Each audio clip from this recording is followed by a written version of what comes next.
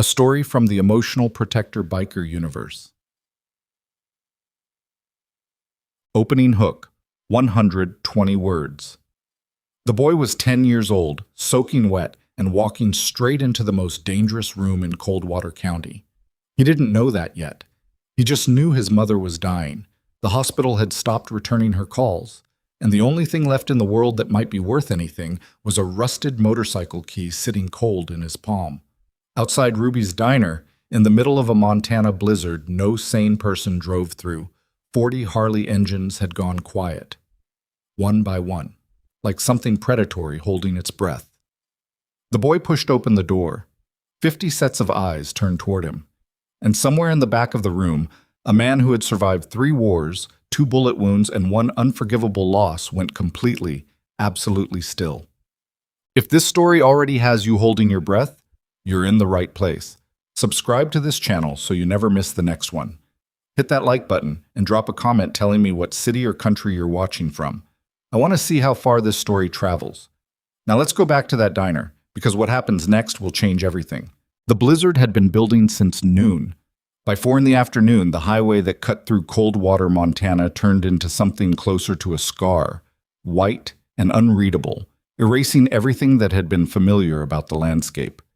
The few businesses still open along Route 9 flickered with half-hearted neon. The gas station on the corner had already killed its pumps. The pharmacy 2 blocks down had bolted its door an hour early. Even the sheriff's deputy, who usually parked outside the hardware store, had driven home before the second wave hit, leaving behind only tire tracks quickly filling with snow.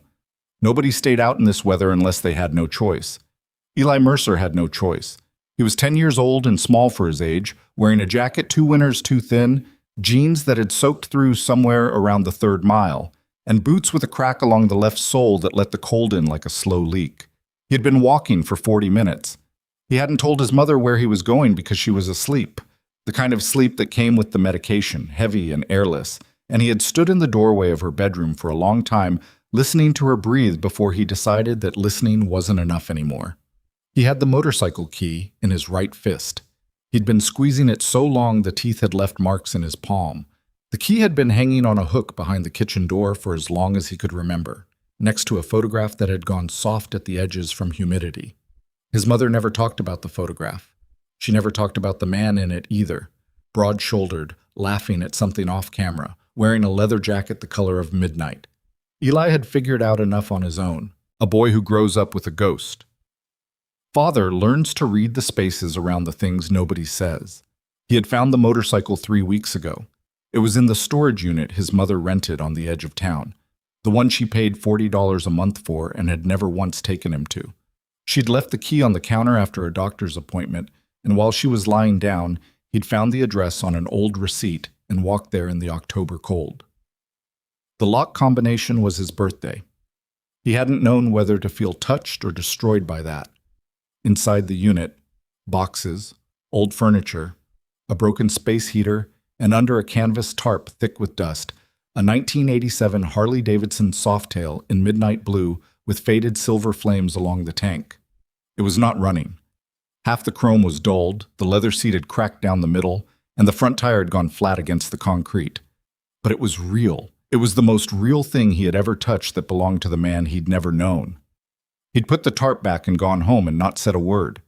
3 weeks later, his mother's insurance stopped covering the treatment. He didn't understand all the letters that kept coming. He understood enough. Words like discontinued and outstanding balance, and please contact your provider immediately had a specific texture to them. The texture of a door closing in your face very slowly, so you had time to see it happening, but not enough to stop it. He called the insurance company himself from the landline in the kitchen after his mother fell asleep. The woman on the phone was not unkind. She walked him through things patiently, the way adults talk to children when they've already decided the child can't fix anything. She explained that his mother's policy had lapsed due to a missed payment, that reinstatement required a processing period, that there were payment assistance programs available if she met certain income thresholds, and that she was sorry, she really was.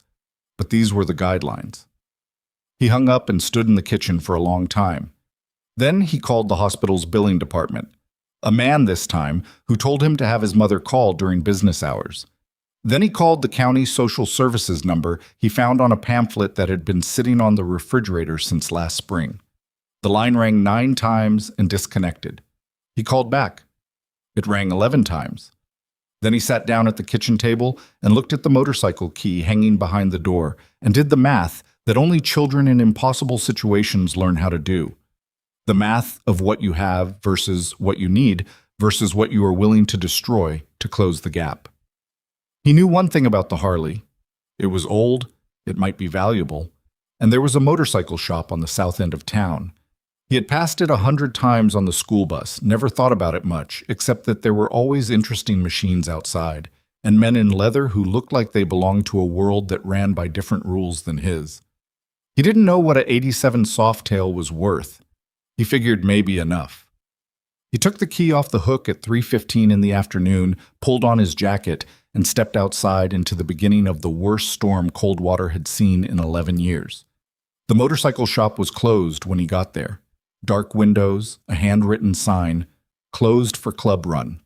Back Monday.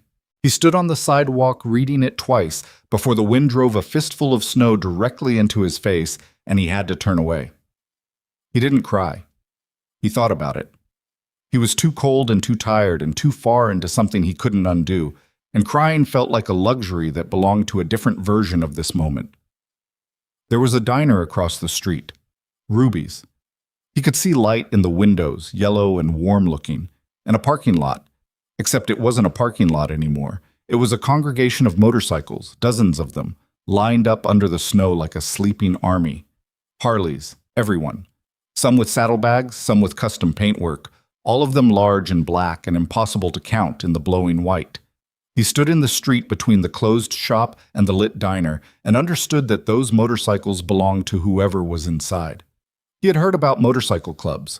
Coldwater was a small town. People talked, and what people said about clubs like this was the same thing they always said. Dangerous, criminal, don't make eye contact, don't ask questions, don't involve yourself. His third-grade teacher had said something once about men who wore those cuts being people you crossed the street to avoid. He thought about his mother's breathing, the way it caught sometimes, just briefly, like a small hiccup in a machine running too hard. He crossed the street. The diner door was heavy. He had to lean into it with his shoulder, and when it opened, the warmth hit him first. A physical thing, almost violent after the cold, carrying the smells of coffee and grease and cigarette smoke and something underneath it all that he would later identify as leather, worn and real and human. The noise of conversation died in waves from the door inward, the way a stone thrown into still water makes its circles. By the time he had both feet on the cracked wooden floor and let the door swing shut behind him, the entire room was quiet. There were maybe 50 men, some at the counter, some at tables, a few standing near the back. All of them in cuts. Leather vests with patches he couldn't read from here, the patches dark and detailed and clearly meaning something to people who understood the language. They were all different ages, different sizes, different degrees of scarred and weathered, and the one thing they shared was that they were all looking at him. He felt his stomach drop. The woman behind the counter, Ruby, he assumed, older, red hair going gray at the roots, a face that had seen everything and was currently recalibrating, had a coffee pot in her hand and had stopped pouring mid-cup.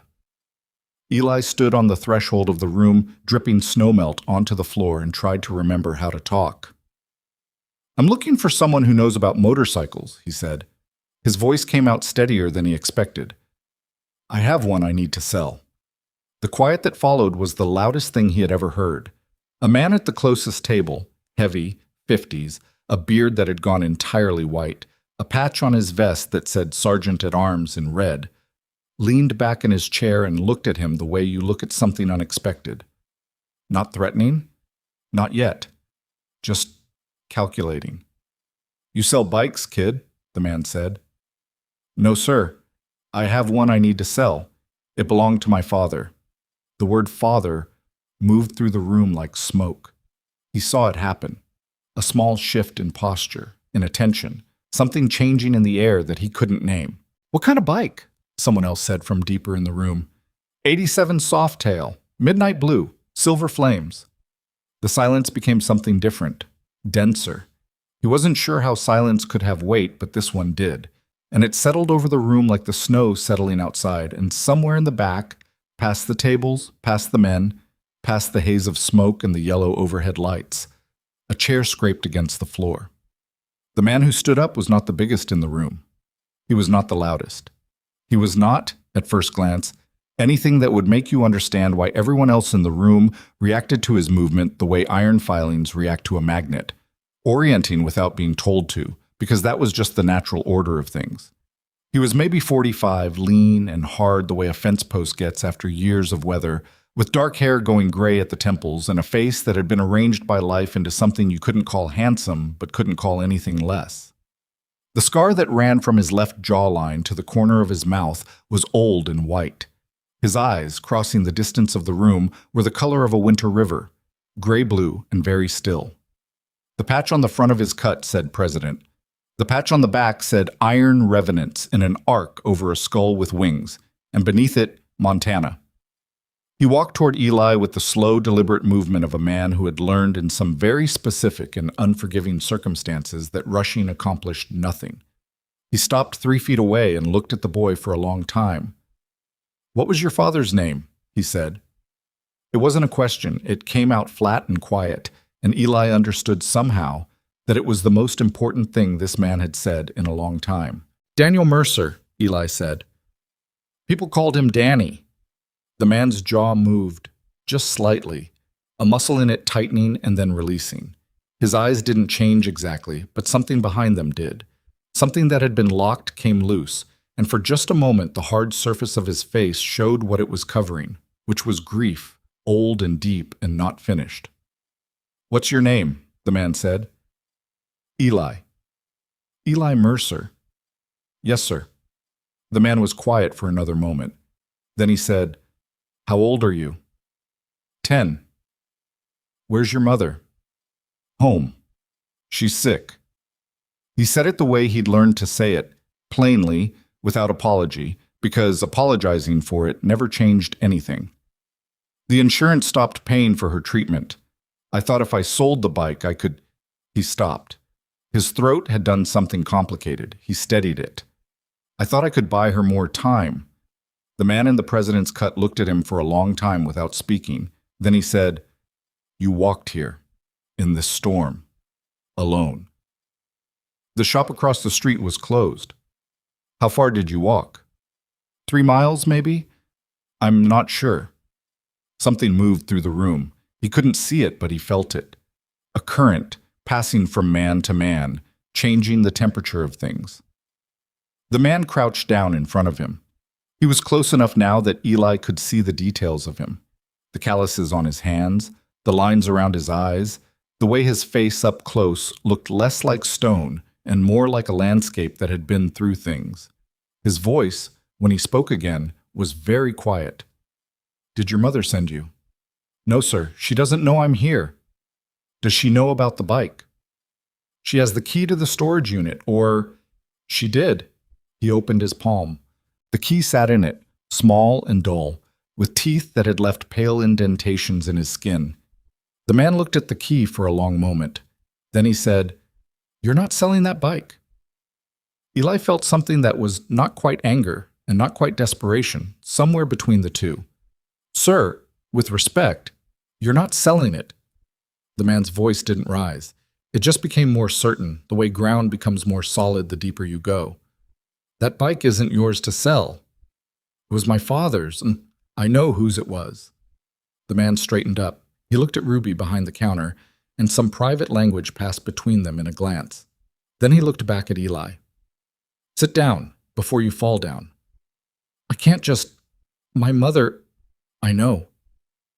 He said it with a weight that stopped Eli's argument in its tracks. Like he wasn't just acknowledging the situation, he was telling Eli that he understood something about it that Eli didn't yet. "Sit down, son. You're safe."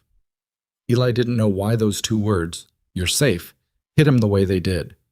He had not been aware of how long he had been waiting to hear them, until they were in the air, and then his legs decided that they had done enough, and he found himself sitting in the nearest booth with no real memory of crossing the room.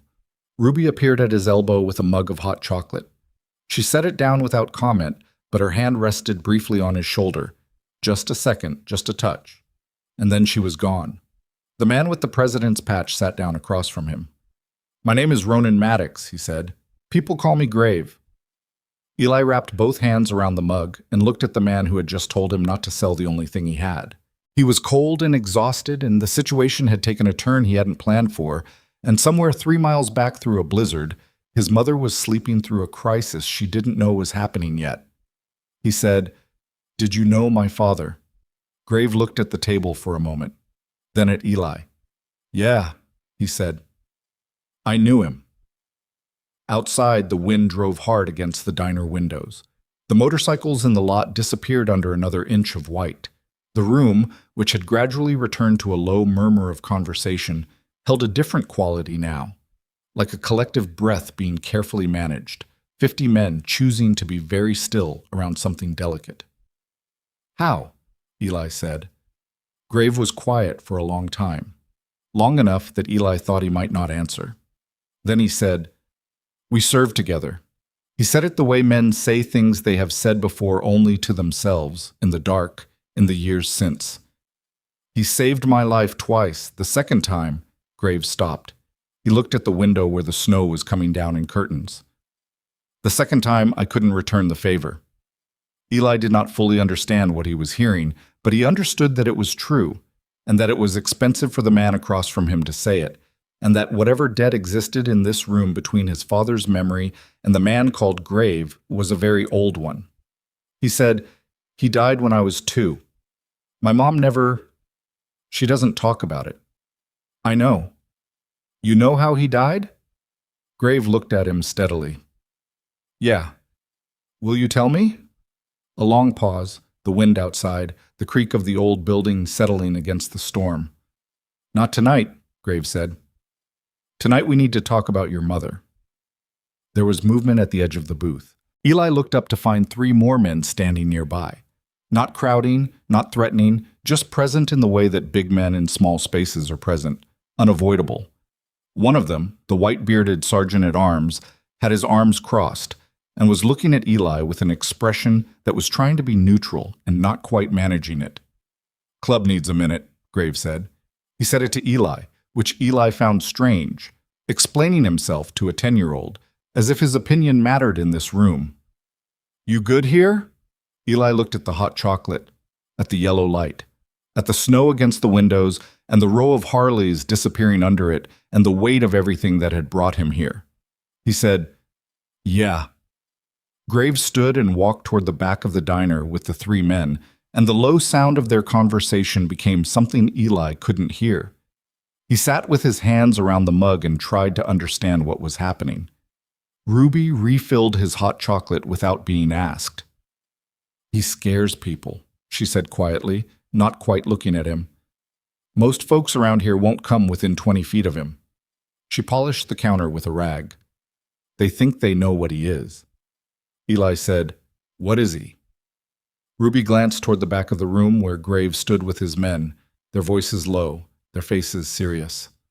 "The only man who drove 30 miles in a blackout blizzard last February to help pull Mrs. Kowalski's car off a ditch. Didn't say a word to anyone about it after, just did it and left." She shrugged, like this was a small thing, like she said it every day. "But that's the part people don't write down." Eli sat with that. In the back of the diner, something was being decided. He couldn't see it clearly, but he could feel it. The way you feel a door about to open, the change in air pressure, the sense of something large and deliberate beginning to move. He turned the key over in his palm. His father had held this key. The same metal, the same weight, the same specific shape of a thing that unlocked something he'd never gotten to see. He wondered if his father had ever sat somewhere cold and desperate and tried to do the math of what he could afford to lose. He wondered what it would feel like to know the answer. Grave came back.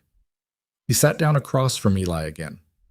He folded his hands on the table, big hands, scarred at the knuckles, with a tattoo on the back of the right that Eli couldn't fully read. He said, "Give me your address." Eli said, "Why?" "Because we're going to take a look at what your mother actually needs, and then we're going to figure out what we can do about it." "You don't know her." "No." "She won't." Eli stopped. He thought of his mother, of the way she held herself against the world, the particular pride of a woman who had been surviving alone for 8 years and had learned to see every offered hand as a potential subtraction. She won't accept help from strangers. Grave looked at him with those flat gray-blue eyes. I'm not a stranger to her, he said. Not exactly. Eli's throat tightened. What does that mean? Grave was quiet for a moment. It means your father asked me something, a long time ago, in a very bad place, and I told him yes. And then I didn't keep that promise. And now I've got a chance to do it right. He held Eli's gaze. If you'll let me. Outside, the blizzard had hit its peak, driving white across the highway in horizontal sheets, erasing the road signs, erasing the distance between things, making the whole world into one white, undifferentiated fact. The motorcycles in the lot were sculptures of snow now, barely recognizable. Eli looked at the key in his hand. He looked at the man across from him. He said, What did my father ask you? Grave opened his mouth, and before he could answer, the diner door blew open in a gust that extinguished 3 of the overhead lights, and a man came through it bleeding from his temple, grabbing the doorframe to stay upright, and said in a voice stretched thin with urgency, Grave, we've got a problem. The man's name was Corso. He was maybe 35, built wide across the shoulders, with a road rash that had already started to crust along his left cheekbone and a cut above his eyebrow that was bleeding freely down the side of his face and dripping off his jaw onto the diner's wooden floor. He had both hands on the doorframe and was breathing the way people breathe when they've been running, not from exercise, but from something that was trying to catch them. He looked at Grave. Road's out, he said. Bridge on Route 9 North. Ice gave. Vance went in. The room moved. Not chaotically. There was no scrambling, no raised voices, no panic of the kind Eli had seen in movies when bad news arrived. It was more like a single organism receiving a signal, every part of it reorienting in the same direction at the same moment. Men stood, cuts were straightened. Someone near the back was already on a phone. Grave was on his feet before Corso finished the sentence. How far under? He said. Front end. He got the door open, but the current's bad and he's... Grave, the water's up to his chest and the bank is ice. We need rope and we need hands. Grave looked at Ruby. Call Hendricks at the fire station. Tell him Route 9 North, bridge crossing. Tell him we're already there. Ruby had the phone in her hand before he finished. Grave looked at Eli. It was only a second. Just 1 second. In the middle of all of this moving, organized violence of purpose. And he looked at the boy sitting in the booth with a mug of hot chocolate and a motorcycle key and a dying mother 3 miles away, and something in his face said, I'm sorry, and stay put, and we're not done here all at the same time, without a word. Then he was moving toward the door, and the men in the diner were moving with him, and the room emptied with the swift, practiced quiet of men who had done difficult things in bad conditions before and knew that the time between a decision and action should be as short as possible. Ruby reappeared at Eli's table. You're staying here, she said. It was not a question. Is he going to be okay? The man who went in the water? Ruby looked toward the door where the last of the leather cuts had disappeared into the white. If anyone can get him out, it's them. She refilled his mug. That's not a nothing statement. I've watched these men do things that would make your hair go gray. Eli sat and listened to the diner, which had gone from 50 voices to nothing in under 90 seconds. The overhead lights hummed. The cook in the back was still moving around, the sound of it ordinary and strange in the sudden quiet.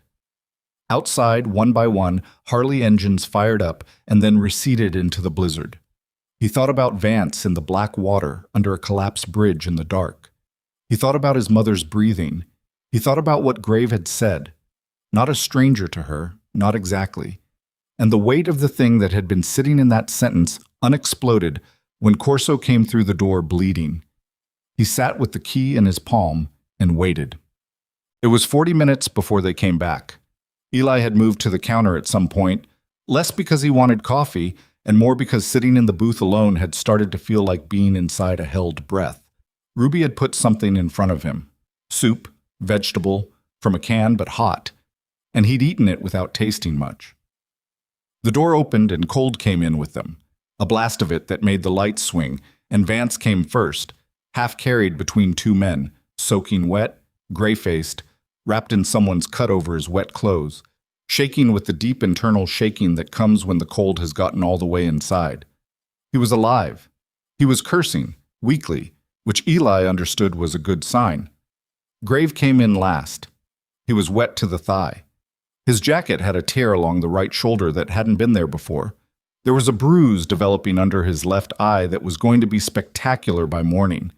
He stood in the doorway for a moment, taking in the diner, taking in Vance being lowered into a booth, taking in Ruby already moving with blankets and the heat cranked up.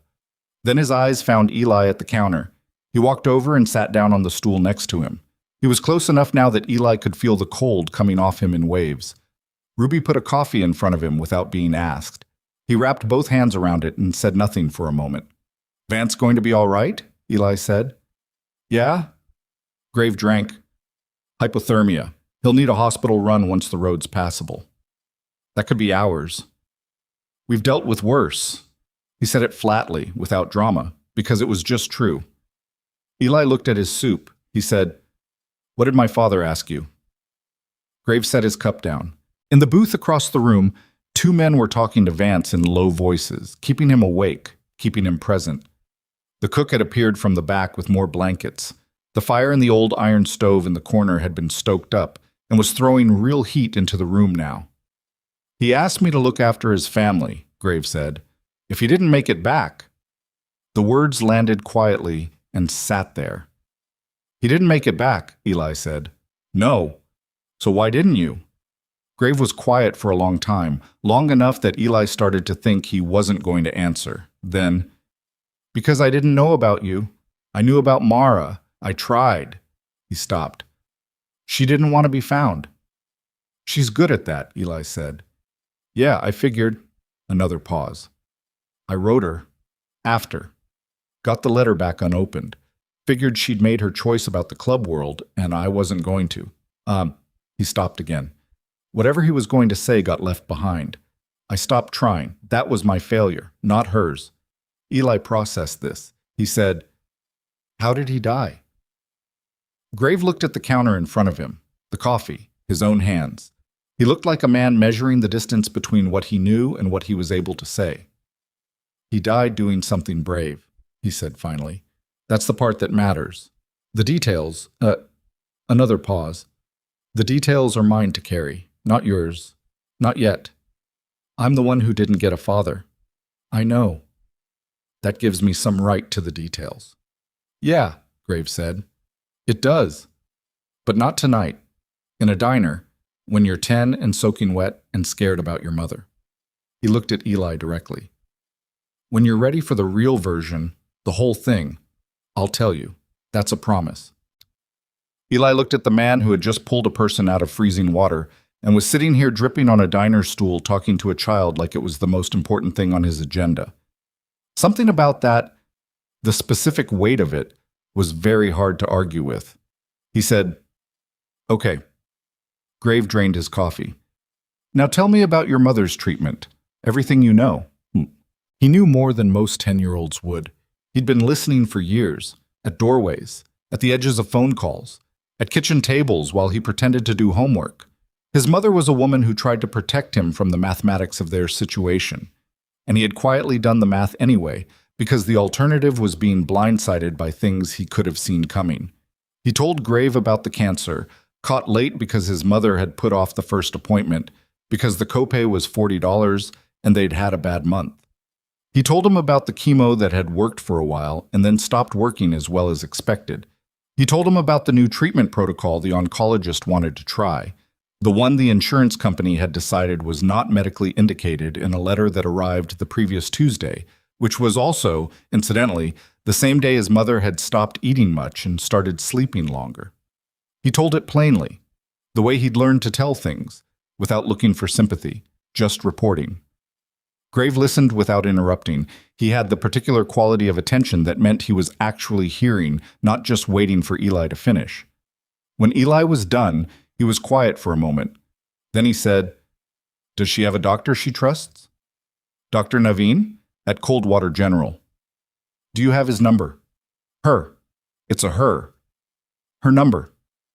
Eli reached into his jacket pocket and pulled out a folded piece of paper, creased white, with multiple fold lines, the edges worn soft. He had been carrying it since September. It had the doctor's direct number, the insurance company's appeals department number, and the billing department of the hospital, all written in his careful, slightly too large handwriting. Grave took it, looked at it. The muscle in his jaw moved. "Kid," he said quietly. "What?" "Nothing." But his face had done something. Something happened behind his eyes that was there and then controlled and gone, the way you control a flame. He pulled out his phone and took a photo of the paper and handed it back. The front door of the diner opened again, and 3 men came in. The white-bearded sergeant-at-arms from earlier and 2 others, both younger, both with the specific kind of physicality that meant they had spent a serious amount of time doing things that required physical consequence to other people. They came to the counter and stood there, and the sergeant-at-arms, Eli caught the patch on his chest that said Dutch, looked at Grave with a question on his face. "Roads blocked both ways for another few hours," Dutch said. "Hendricks says his crew will be out around midnight to get the bridge assessed. Vance is stable, which..." A brief look at the booth, where Vance was wrapped in blankets, eyes closed, chest moving. "He's not as stupid as he looks, landing in water that cold and not drowning." "He panicked," one of the younger men said. "Overcorrected on the ice." "Not the time," Dutch said. "I know, it's not the time." Graves said, "We need to talk about the Mercer situation." He said it without preamble, without softening it, which Eli found oddly respectful, like his situation was real enough to be talked about directly rather than around. "Danny's kid. Mother's in treatment. Insurance pulled out. She's in a trailer on..." He looked at Eli. "Sycamore Road," Eli said. "Number 14. Sycamore Road, 14. I want to know what we can do tonight and what we need to organize for later." Dutch and the 2 younger men exchanged a look that wasn't a look of reluctance. It was more like a rapid internal calculation, the way experienced people assess a situation. Then Dutch said, "What's the mother's name?"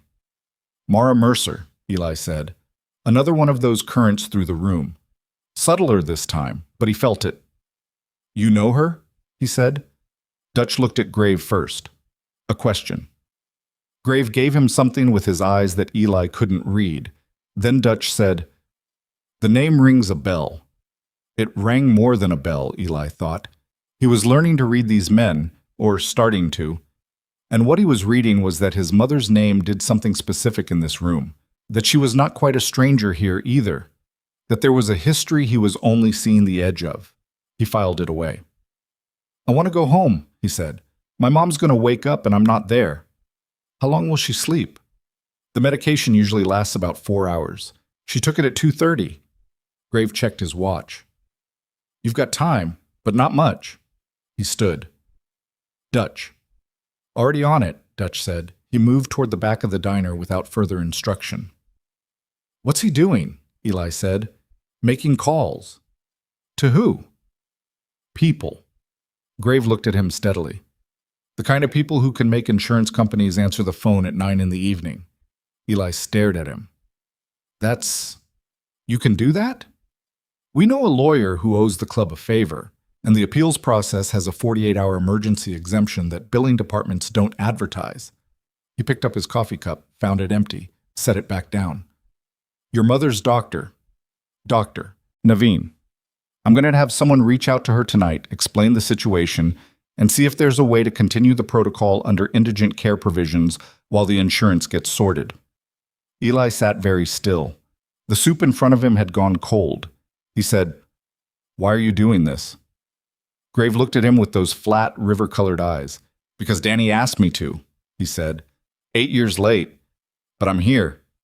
Eli looked down at the counter. The motorcycle key was in his palm again. He'd been turning it over in his fingers without noticing. He looked at it. The teeth of it. The specific heft. "He trusted you," he said. "It wasn't quite a question. More than I deserved, probably." "Why more than you deserved?" Grave was quiet for a beat. "Because I wasn't always someone worth trusting. When I met your father, we were both in bad places. He was further along the road to better. I was still..." He stopped. I was still who I was before. He picked up the empty cup again and looked into it like there might be something left. He saw something in me I hadn't found yet. Bet on it. That's the kind of man he was. Outside, the blizzard was beginning just slightly to ease. Eli could hear it, the quality of the wind changing, the way the sound of it against the windows shifted from assault to something lower. The motorcycles in the lot were shapeless white mounds. The highway was empty and dark in both directions. Dutch came back. He stopped beside Grave and spoke quietly enough that Eli had to lean in to catch it. Hanratty's on it, says he can have the emergency appeal filed by morning and a caseworker at Coldwater General first thing. Also, Dutch glanced at Eli briefly, then back at Grave. I talked to Priest. He's been past Sycamore Road before. Says the trailer's, It's not good, Grave. Roof's been patched with tarp and the heating unit's original hardware from probably 2003. In Montana, one of the younger men said flatly. In February. That's a separate problem, Grave said. It's the same problem, Dutch said. Kid's been living in a trailer held together with tape and hope all winter. Eli felt heat come up the back of his neck. Not embarrassment exactly. More like the specific discomfort of having something true about your life described to strangers. He sat straight and said nothing. Grave looked at him. Your mom ever have the heating unit serviced? The landlord was supposed to, Eli said. He said he would. He didn't. No. We're going to need to go look at it, Grave said. Tonight. She's going to wake up and there's going to be a bunch of bikers in her house. Yeah. A pause. That's going to be a conversation. She's not going to like it. Probably not. She's going to... Eli stopped. He tried to find the right word for what his mother would do, and the word he kept coming back to was break, which was wrong but wasn't entirely wrong either. Not break like fragile. Break like something that had been holding a specific shape under pressure for a very long time and would respond to unexpected force with the violence of things under compression. She's proud, he said instead. She doesn't let people in. I know, Grave said. I remember. And there it was again, the particular weight of those two words. I remember. That told Eli the story went further back than tonight, further back than the letters that had been returned unopened, further back than the promise made in some terrible place overseas. He opened his mouth to push on it. The door opened. A woman came in. Mid-30s, sharp-eyed, with a county social services badge on a lanyard and a snow-dusted coat, and the expression of someone who had driven through a blizzard because they had no choice and was extremely unhappy about it. She stood in the doorway and looked at the room, the bikers, the sleeping Vance, the blankets and the fire, and the general atmosphere of rough men doing the best they could in a bad situation. And her face did the particular thing that faces do when reality is somewhat different from expectation. Her eyes landed on Eli. She said, Are you Eli Mercer? The floor dropped out from under him. He said, How do you know my name? Your school called the county office this morning. Something about attendance and a welfare concern. She was already looking at her phone, reading something on it. Your teacher, Ms. Farrell? She made a report because you'd missed 4 days and nobody was answering the home number. 4 days. He hadn't thought about school as a thing that was still happening while everything else happened. I'm fine, he said. I'm sure you are. She came further into the room, and her gaze had moved to Grave now, and it was not a friendly gaze. It was the gaze of someone who knew what the patch said and had a file somewhere full of reasons to be concerned about it. And who are you? Ronan Maddox, Grave said. No title, no club designation, just the name. Are you related to this child? No. Then can I ask what he's doing here with you? He walked in out of a blizzard, Grave said. We gave him hot chocolate. The woman, her badge said Carol Fenner, Family Services, looked between them. A practiced look, the kind developed over years of being told half-truths in difficult living rooms. Eli, she said, where's your mother right now? Home. Is she? She's sleeping. Alone. I was going to go back. He looked at Grave. He couldn't help it. It was automatic, the way you look toward the stable thing when the ground starts moving. Fenner caught it. Of course she caught it. I'm going to need to check on your mother, she said. Tonight. Given the circumstances, I need to confirm she's fine, Eli said. His voice came out harder than he intended. I understand, but when a minor is, she's fine. He slid off the counter stool. I'll go home right now. I'll take you, Graves said. Mr. Maddox, Fenner started. The road's blown. He walked 3 miles here. I'm not letting a 10-year-old walk 3 miles back in a blizzard. His voice was the same, flat, quiet, certain, but there was something in it now that was less discussion and more statement of fact. You want to follow us, that's your business, but the boy is not walking back. A silence. Fenner and Grave regarding each other across it. Eli understood, in the specific way children understand things that adults are pretending aren't happening, that he was watching 2 completely different ideas of what protecting this child meant, standing in the same room and working out whether they were about to become a problem for each other. Fenner said, I'll follow you. Grave nodded once. Dutch appeared with keys. A truck, Eli realized, not a motorcycle, because nobody was riding a Harley 3 miles through a blizzard with a 10-year-old in tow. Grave took the keys. He put his hand briefly on Eli's shoulder, not roughly, not with performance, just a hand on a shoulder, solid and present. Go get your jacket, he said. The dry one Ruby found in the back. Eli went. In the moment he was out of earshot, he heard Dutch say very low to Grave, the social worker's going to see the trailer. And Grave said, yeah, that's going to, I know. If she decides the home environment is, I know, Dutch. His voice was quiet, but it had an edge now. Why do you think I'm going tonight instead of waiting till morning? Eli came back with the jacket, an old flannel that was 4 sizes too big and smelled like coffee and engine oil and belonged to someone who wasn't here tonight. He put it on, and the sleeves fell past his hands, and he pushed them up and didn't say anything about it. They went out into the snow. The truck was warm, Grave having started it while Eli was getting the jacket. Carol Fenner's county vehicle was already running behind them, her headlights a pale wash in the white. Eli sat in the passenger seat and watched the diner disappear in the side mirror. The yellow windows, the row of snow-covered Harleys, the sign that said Rubies in letters that had lost 2 of their bulbs, until the blizzard took it.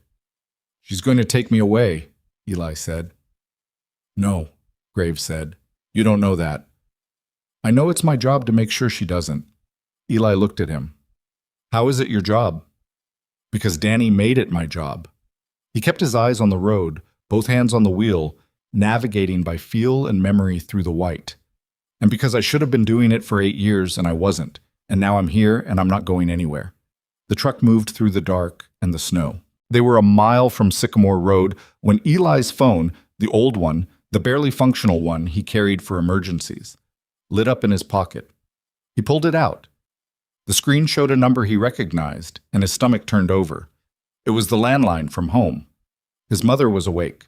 He stared at the screen and didn't answer, because answering meant explaining, and explaining meant the conversation was starting now, in the cab of a truck in a blizzard, before he was ready, before Grave was through the door, before any of the things that needed to be in place were in place. The phone stopped ringing. 2 seconds later, it started again. Grave glanced at it, glanced at Eli, said nothing. Eli answered. Mom, he said. His mother's voice came through the speaker, and it was her sick voice, the one that had lost some of its normal register, the one that was thinner than she'd ever admit. She said his name, and then she said, Where are you, baby? I woke up and you weren't here. And he heard something under it, something she was controlling very carefully. That was fear. He said, I'm coming home. I'm in a car. I'm almost there. A pause. Whose car? He looked at Grave. Grave kept his eyes on the road. Mom, he said, I need you to listen to me. Eli? Her voice sharpened. Whose car are you in? He took a breath. His name is Ronan Maddox, he said. People call him Grave. The silence on the other end of the line lasted exactly 4 seconds. He counted them. Then his mother said, in a voice that was no longer thin, no longer sick, no longer the voice of a woman running out of time, a voice that was something older and harder and deeply alarmed. "Don't you let that man in this house." The truck stopped in front of trailer number 14 on Sycamore Road, and the headlights cut through the dark and showed them everything at once. The trailer was small and low, and listing slightly to the right where one of the cinder block supports had sunk unevenly into the frozen ground. The tarp that Dutch had mentioned was visible even in the dark. A blue plastic sheet zip-tied across the back third of the roof, weighted down with sandbags that had partially frozen in place, the edges of it flapping in the dying wind with a sound like a slow, exhausted heartbeat. The porch light was on. Through the single front window, the interior light was yellow and thin, the kind of light that doesn't fill a room so much as remind it that darkness exists.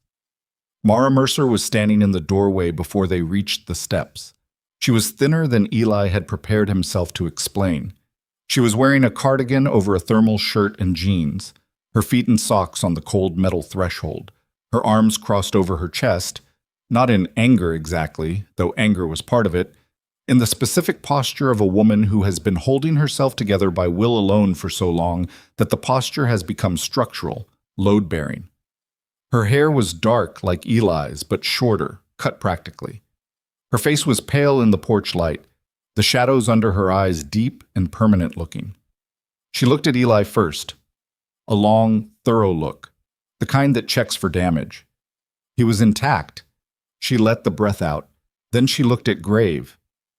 8 years.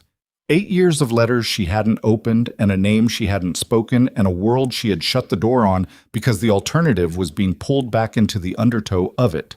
8 years of raising a child alone on her own terms in a town that didn't know her history and couldn't threaten it.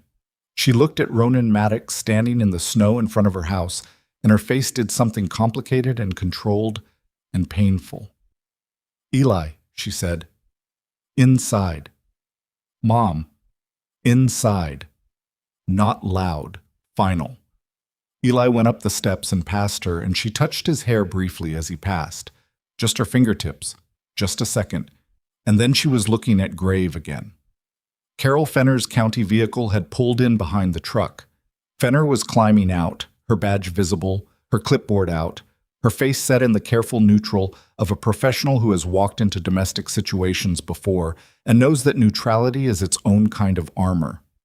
Mara's eyes moved to her. "Read the badge. Read the situation." "What is this?" she said. "Ms. Mercer," Fenner said. "My name is Carol Fenner. I'm with County Family Services. I'm sorry to come by so late. We received a welfare report from Eli's school, and my son is fine."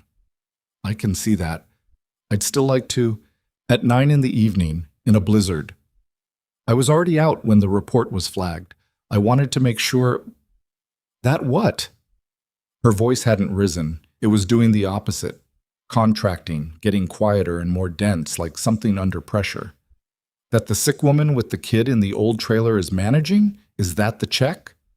She looked at Fenner with eyes that had stopped having patience for performed concern some years ago. "I'm managing. Eli is fine. You can note that in your file." She hadn't looked at Grave again. She was working very hard not to. "Ma'am," Grave said. She looked at him.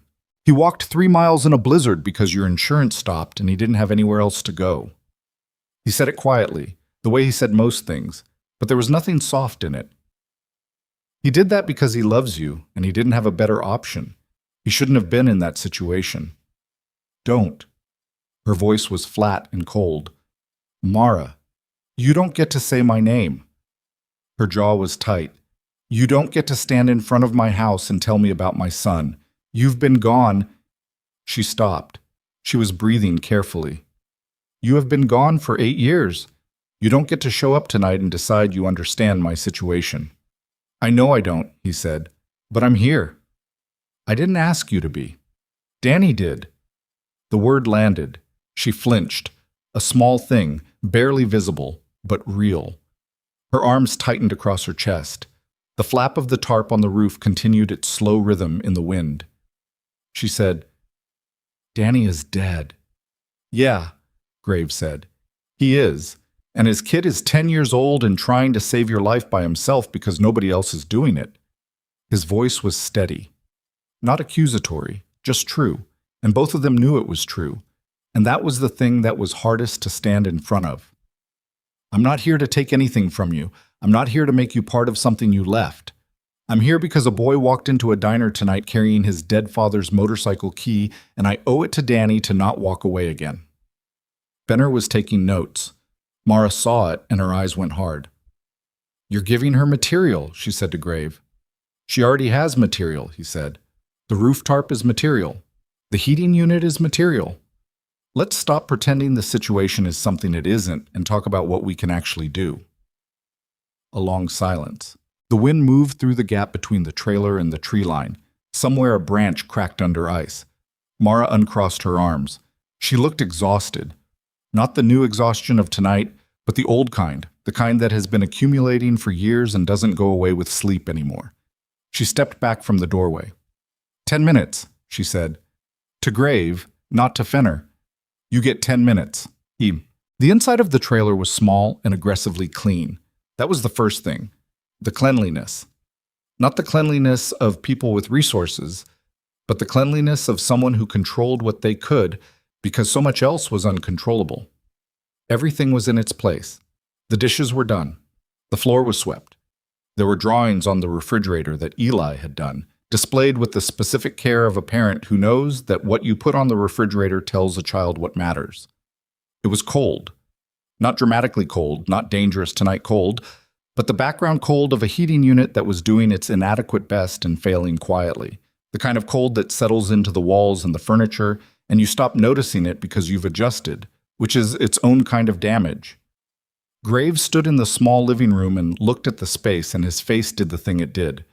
The thing where it gave nothing away on the surface while something behind his eyes was doing rapid, grim arithmetic. Mara sat on the edge of the couch. She had positioned herself with her back straight, feet flat on the floor, not comfortable, but upright. Eli sat next to her, close enough that their arms were touching. Benner stood near the door with her clipboard. Graves said, The heating unit? When did it start running like this?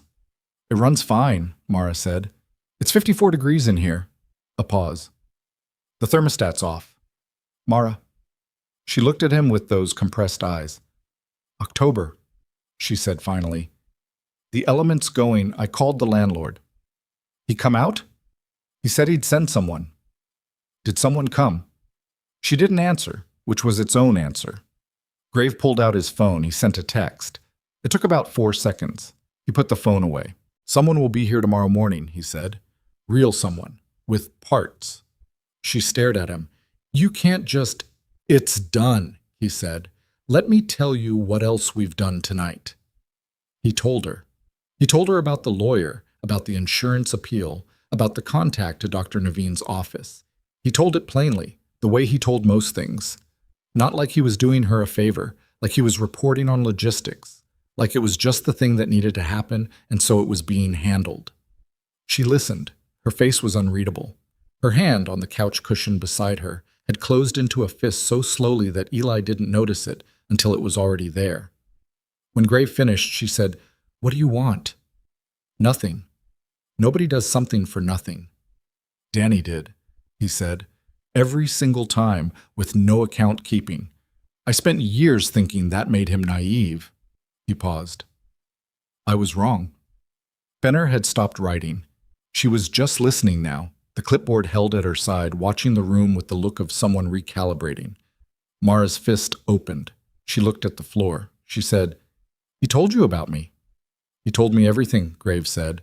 How you met, the house you were going to build, the name you'd picked for the kid if it was a boy. He stopped. Eli was your grandfather's name. She looked up. Her eyes were dry, but barely. He talked about you every day, Graves said.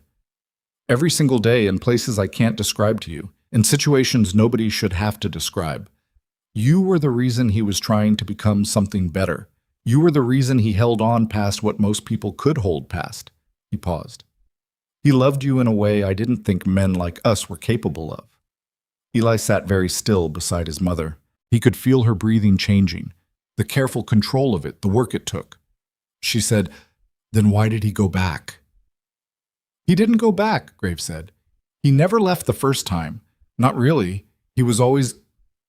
The club wasn't what he was. It was where he came from. You were what he was working toward. He died working toward it, she said. Her voice had gone flat and brittle. So forgive me if the destination didn't feel like much of a reward. Grave was quiet. Fenner said carefully from near the door, Ms. Mercer, I want to be transparent with you. I'm going to need to make a follow-up visit in the next 48 hours. Given the heating situation and Eli's school absences, there are boxes I'm required to check. But she paused, and something in her professional neutral shifted just slightly.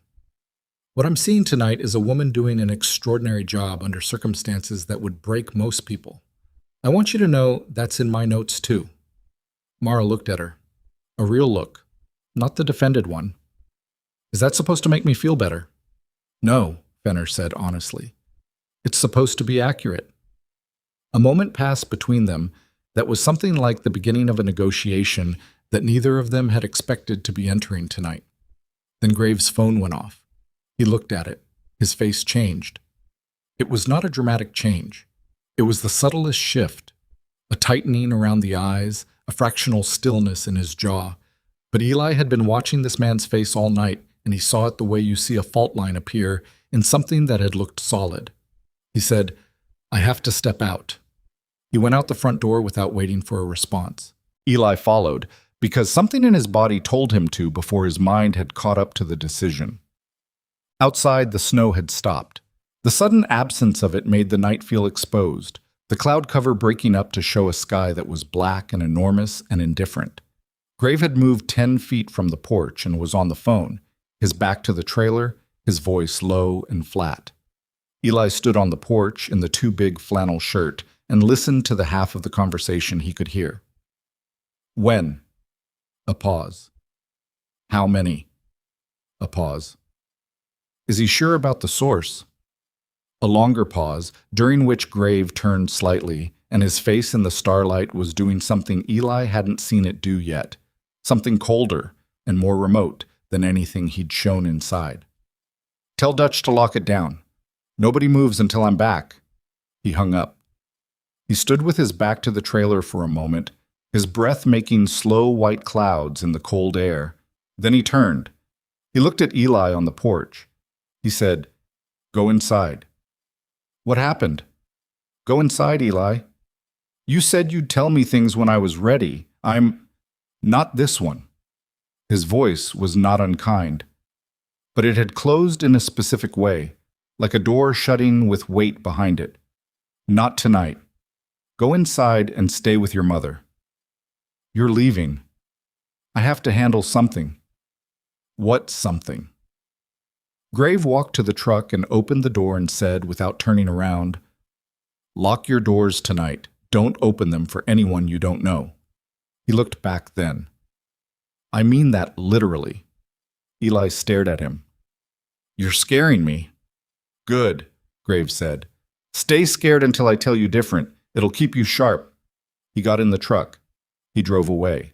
Eli stood on the porch of his mother's trailer in the enormous cold night and watched the taillights disappear down Sycamore Road and felt, with a certainty he couldn't have explained, that something had just changed. Not the situation, not the plan, not the logistics of insurance appeals and heating units, but something larger and structural, something underneath all of it that had been stable up until exactly right now. He went inside. He locked the door. He didn't sleep. His mother did. Eventually, after Fenner had gone and the trailer had warmed marginally from the space heater Grave had left without explanation, a brand new one in a box that had been on the truck's back seat. She'd looked at it for a long time before accepting it, and the looking had cost her something. Eli had set it up without being asked, and she had watched him do it and not said a word. By 1 a.m, she was asleep on the couch, a blanket over her, her breathing the careful rhythm that was its own kind of vigil for Eli. He sat at the kitchen table with the motorcycle key in his phone and the specific alertness of someone who has been told to stay sharp and cannot turn it off. At 1:17, his phone buzzed, a number he didn't know. He answered. Eli. It was Dutch. His voice was different than it had been in the diner, compressed, lower, with something underneath it that was controlled urgency. Grave asked me to check on you. You and your mother doing okay? We're fine. What's happening? A pause on Dutch's end that lasted too long. Dutch. There's a situation, Dutch said. Nothing that touches you tonight. I need you to believe that. What situation? Another pause. Then, you know who Richard Castellano is. The name meant nothing to him. No. He's a federal attorney. Works out of the Helena office. Dutch's voice was very careful now, the way voices get when they're measuring every word before it goes out.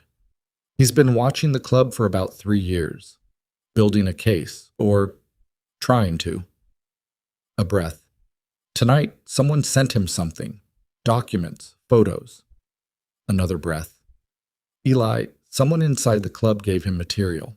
We don't know who yet, but the information he received, it includes your family. Your mother's name, your address, documentation of everything we did tonight. The lawyer, the insurance appeal, the contact to the hospital. Eli's hand tightened on the phone. He's going to use it, Dutch said. He's going to frame what we did tonight as the club inserting itself into a vulnerable family, manipulating them, using a sick woman and her kid as cover for... He stopped. It's not what happened. We both know it's not what happened, but what it looks like on paper, the way he'll present it, who gave it to him, Eli said. We don't know. Someone in the club. Someone who had access to tonight's communications. Yeah. Eli sat at the kitchen table in the cold quiet of the trailer and looked at his sleeping mother and felt the ground continuing to shift under everything. The slow tectonic movement of a situation becoming something larger and more dangerous than it had been an hour ago. He said, Is Grave okay? Graves... Dutch paused. Grave found out that Castellano has a personal connection to this. His daughter. She had problems some years back, addiction, bad crowd. Grave tried to help her. She didn't make it. The words came out flat and careful. Castellano has been waiting for an angle on us ever since, and tonight someone handed him one. He's going to come after them, Eli said. Because of me. Because of what they did for us tonight. That's his intention. Yeah. The kitchen felt very small. The space heater hummed. His mother's breathing continued its careful rhythm from the couch. He said, What does Grave want me to do? Nothing, Dutch said. Stay home. Stay quiet. Don't talk to anyone official without... The knock on the door stopped him. Not the front door, the back. 3 knocks, deliberate and spaced, the kind that aren't accidental. Eli went still. Dutch heard the silence. Eli, what was that? Someone's at the back door. Dutch's voice went very quiet. Don't open it. Graves said lock the doors. Don't open it. The knock came again, and then a voice, muffled through the door but clear enough, male, with the specific authority inflection of someone accustomed to being listened to. Ms. Mercer, Federal Attorney's Office. We just need a moment of your time. At 1:17 in the morning, in the middle of a Montana winter night, with no vehicle in the driveway that Eli could see through the window, which meant they had come on foot or parked somewhere he couldn't see, and neither option made sense unless the intention was to not be visible. His mother stirred on the couch. Her eyes opened. The medication haze still in them, but clearing, her face oriented toward the back door with the specific animal alertness of a person who has been a light sleeper for years. She looked at Eli. He looked at her. Dutch's voice in his ear. Eli, do not open that door. Wake your mother up. Tell her exactly what I told you, and then call me back in 2 minutes, because if you don't, I'm sending... The knock came a third time, and his mother stood up, and she walked toward the back door.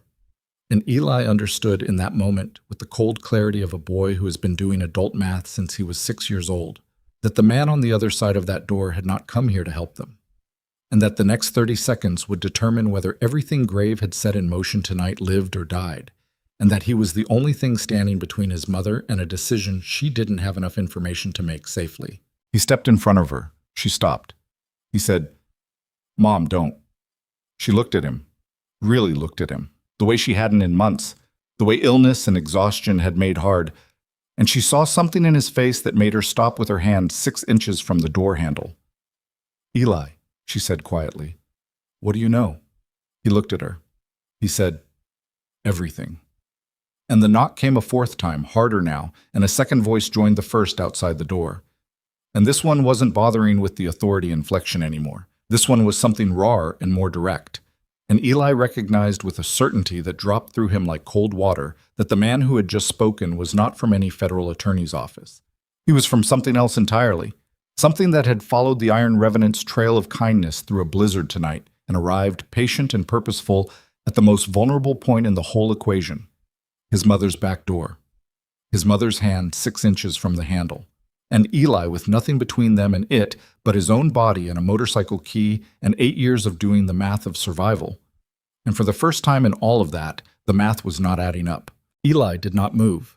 He stood between his mother and the back door with his feet planted on the linoleum floor and his heart doing something loud and irregular in his chest and the motorcycle key in his fist so tight the teeth were breaking skin again. The knocking had stopped. That was somehow worse than the knocking. The silence outside the door had a quality to it, dense, listening, patient, that made the back of his neck prickle. His mother had her hand on his shoulder, not pulling him back, just there, present. He said, very quietly, "Step back from the door." She didn't argue. She took 2 steps back and stood in the kitchen doorway with her arms crossed over her chest and her eyes on the back door and her face doing the thing it did when she was frightened and refusing to let frightened be the operating mode. Eli had Dutch still on the line. He brought the phone back to his ear. "There are 2 of them," he said, barely above a whisper. "Not federal. At least one of them isn't." Dutch's voice came back immediately, low and clipped. "How sure are you?" The second voice, the way he talked. He tried to find the words for the specific quality of it, the absence of performance, the rawness underneath. He wasn't doing a job. He was angry. A beat of silence on Dutch's end. Then, "Get to the front room, away from that door. Don't turn lights on or off. I'm making a call." Eli moved his mother toward the front of the trailer, keeping himself between her and the back of the house. She let him do it, which told him she was more frightened than she was letting show. Mara Mercer did not typically allow her 10-year-old to steer her through rooms.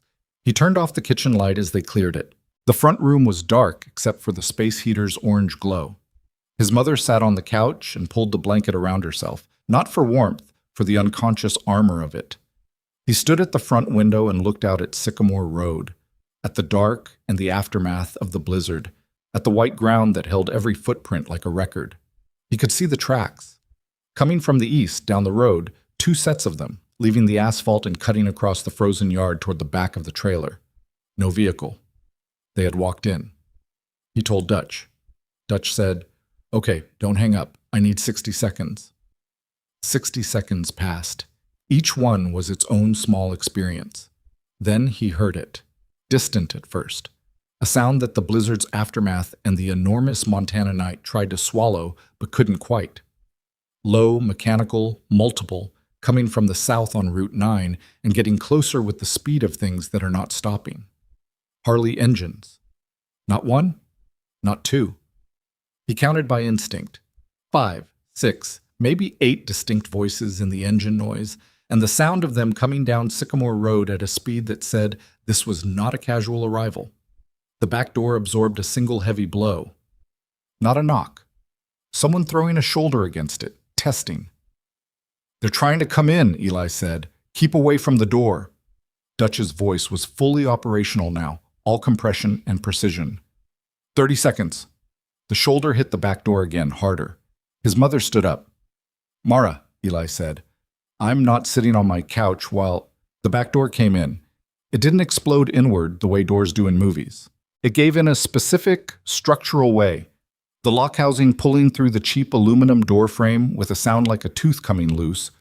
And then it swung and hit the interior wall, and the cold came in with it, a rush of frozen air and the smell of winter and something else.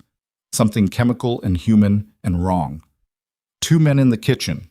The first one was large, wearing a heavy canvas work coat with the collar up, his face obscured by a balaclava and the specific anonymity of someone who had thought about being seen and decided against it.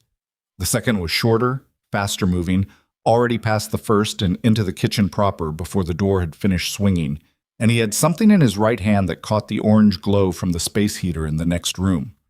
Eli put himself between the men and his mother without deciding to. The shorter man stopped. He looked at the 10-year-old standing in the kitchen doorway with his feet planted and a motorcycle key in his fist and his chin level. He said, "Kid, move." Eli said nothing. "I'm not going to tell you again." "You're not federal," Eli said. His voice came out steadier than he had any right to. "You didn't come from Castellano." That stopped them. The large one and the short one both registered the name. A flicker. "Who told you that name?" the short one said. "Move away from the boy." His mother's voice from directly behind him. He hadn't heard her move. She was standing close enough that he could feel her warmth against his back, and she sounded nothing like a sick woman. She sounded like something old and uncompromising and not interested in negotiating. "Whatever you came here for, it isn't him. Look at me." The short one shifted his attention past Eli to Mara. And in the orange half-dark of the trailer, something happened in his face. A recognition, or the beginning of one, something not in the plan encountering the reality. From outside came the sound of the Harleys arriving, not slowing down gradually. Arriving. The specific way a pack of large machines stops when it stops because it has reached its destination and not before. Engines cutting in rapid succession, the sound dying in layers, and then the boots on the frozen ground outside, multiple sets, unhurried and purposeful. Headlights swept the front windows. The trailer interior went briefly bright. The two men in the kitchen looked at each other. The front door opened. Grave came through it. He didn't announce himself. He didn't draw anything or threaten anything or raise his voice. He walked into the front room of the trailer and looked at the two men in the kitchen with Eli and Mara between them, and his face was doing nothing at all. That was the thing. It was entirely empty. And the emptiness was not the absence of something. It was the presence of something so far past ordinary expression that it had stopped needing a face to live on. Dutch came in behind him. Two more men behind Dutch. They filled the front room without crowding it, the way experienced men in small spaces learn to distribute themselves. Not bunching up, each one in a position that meant something. The short man in the kitchen looked at Grave. "You need to leave," he said. His voice had tightened. The thing in his right hand was more visible now. A phone. Recording. Not a weapon. Recording. Eli processed this. Not here to hurt them. Here to document them. Here to get footage of the iron revenants inside a vulnerable family's home at 1 a.m. "You're working for Castellano," Eli said. The short man didn't confirm it, which confirmed it. Grave said, "Turn it off." "First Amendment," the short one said. "I'm a private citizen. I can..." "Turn it off." Same volume, same flat certainty. "You came through a locked door. That's not a First Amendment situation." A silence. The short man's hand holding the phone was not quite steady. The large one took a step back toward the broken door. Reassessing. Dutch said from the side of the room, "Recorders already picked up everything in this house tonight. Everything we say from here gets used. Think about that before you say something stupid." The short man looked at the room. Grave, Dutch, the two others, Eli. Mara behind Eli. The broken door. The recording in his hand that was already done, already had what it needed or didn't, and the situation as it now stood. He turned the recording off. "Smart," Dutch said. "Get out of my house," Mara said. They went. Not running. The large one went first through the broken door, and the short one followed, and they went across the frozen yard in the direction they'd come from and didn't look back, and the sound of them diminished into the dark and then was gone. The broken back door sat open in the cold. One of the men from outside, a quiet one Eli didn't know by name yet, young, with a split lip that was still seeping from something earlier in the evening, produced a piece of cordage from his jacket and rigged the door shut without being asked, looping it through the handle and around the interior railing, temporary and sufficient. Grave had not moved from the center of the front room. He looked at Eli. He looked at Mara. Something passed between the adults over the boy's head that Eli caught the edges of, complex and old and unfinished, the specific kind of communication that happens between people who have history that has never been fully spoken. Mara said, "How long have they been watching?" "We're still finding that out," Graves said. "That footage. What they got was two men standing in your front room. Nothing more. He paused. Nothing that helps Castellano's narrative. And the other footage. Everything before they came through the door. Grave was quiet for a moment. That's what we need to talk about, he said. The talking took an hour. Not all of it was speaking. Most of it was the kind of communication that happens in silences between people under pressure. The long pauses. The weight of what isn't said settling over what is. The recalibration that occurs when the situation has changed faster than the understanding of it. Eli sat at the kitchen table. His mother sat across from him. Grave sat at the end. Dutch stood in the doorway. The other men were outside. He could hear them occasionally, a quiet voice, the shift of boots on frozen ground, the presence of them circling the perimeter of the trailer in the cold with the uncomplaining patience of men who had kept watch in far worse places. The picture that assembled itself over the hour was this. Richard Castellano had been building a case against the Iron Revenants for 3 years. Not for criminal activity exactly. The club was not what the town of Coldwater believed it to be, and the files Castellano had were thin in the places that mattered legally. But Castellano was not pursuing this through a legal lens primarily. He was pursuing it through a grief lens, which was more dangerous, because grief doesn't need evidence to be convincing. It needs narrative. It needs a story that feels true to the people who hear it. His daughter's name had been Sophie, 23 years old, 2 years out of a treatment program that hadn't held. She had been in the orbit of the club not as a member's family, but as someone who had come to the clubhouse with a friend and had, for a period of about 6 months, been a fixture there. Grave had tried to get her into a better program. She had gone for a while. Then she hadn't. She died in February, 3 years ago. A motel on Route 9, alone, in the early hours of a Tuesday morning. Castellano had arrived at a version of the story that Grave had enabled her, that the club environment had undermined her recovery, that without them she might have had a fighting chance. The version did not match what Grave knew had happened, but Castellano had lost his daughter and needed somewhere to put that, and the somewhere was here, and the narrative he had built around it had hardened over 3 years into something approaching conviction. What he needed was a sympathetic case, a family the club had touched, a vulnerable mother and a child he could frame as being exploited by men, presenting kindness as cover for something else. Tonight had nearly given him that. The person inside the club, Mara said, the one who gave him the information tonight. Grave said, "We'll find out." "Do you know who you suspect?" A pause. "Yeah," he said. And that's club business, he said. Not harshly. Just with the specific boundary of a man who carries certain things in certain places and doesn't move them. "But it's being handled." Mara looked at him. "Your club has an informant, and you're sitting in my kitchen." "My club has a problem, and I'm sitting in your kitchen because this is where my responsibility is tonight." His eyes were level on hers. "The other thing gets handled by other people. I trust them to do it. You trust people who just betrayed you. I trust specific people who didn't." He held her gaze. "That's not the same thing." A silence. The space heater hummed. Eli's hands were flat on the table, palms down, and he was watching his mother's face with the attention he always gave it in difficult moments, reading it for what it wasn't saying. She said, "What happens in the morning?" "In the morning," Grave said, "Castellano is going to file something. He's been waiting for a trigger, and tonight gave him one, even if it's not as clean as he wanted. He's going to try to open an investigation into the club's relationship with your family." He paused. "That means there will be people asking questions about you, about Eli, about what happened tonight and why." "And the truth isn't enough," she said. It wasn't a question. "The truth is always enough," Grave said. "It just needs to be louder than the narrative."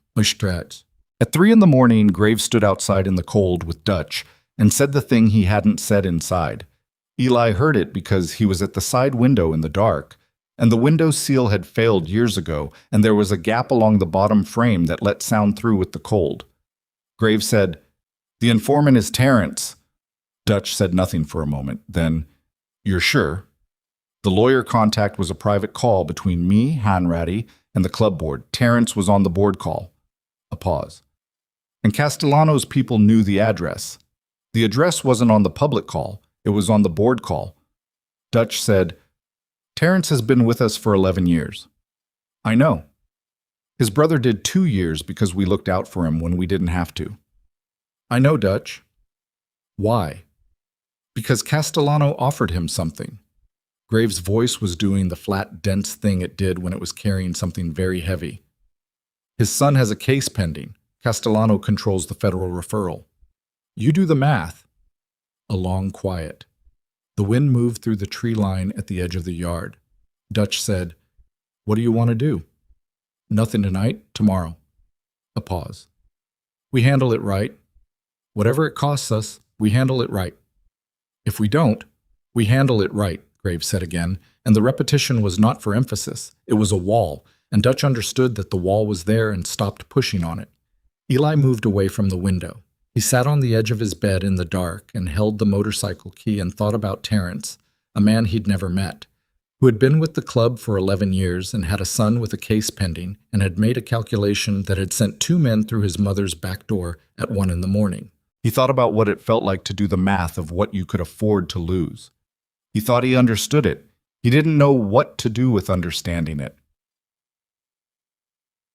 Dawn came in gray and cold and specific. The new day showed the world after the blizzard, white and altered, the familiar landscape rearranged by accumulation. Tree branches bowed under weight, the road a flat, unmarked white. It was beautiful in the way that indifferent things are beautiful. Without intention, without comfort, just the brute fact of light on snow. Eli woke to the sound of Harleys. Not arriving. Already there. He went to the front window and looked out, and there were 4 bikes in the road outside the trailer that hadn't been there at 3 in the morning, which meant they'd been riding shifts, which meant someone had decided that Sycamore Road number 14 was worth watching through the night, and had done it without being asked to. His mother was already up, standing in the kitchen in her cardigan with a cup of coffee. Real coffee. From a bag that had appeared on the counter at some point in the night, she wasn't asking. Looking at nothing in particular with the expression of someone reorganizing their internal architecture. She said, "You were at the window." "Yes." "You heard what he said about the informant." He looked at her. "Yeah," she said, "I heard it too." She drank her coffee. Danny used to say that the hardest thing about the club wasn't the enemies. It was knowing which part of the inside was safe. She paused. He said Grave always knew. He said the man had a radar for it that he'd never seen in anyone else. "He missed this one," Eli said. "Maybe.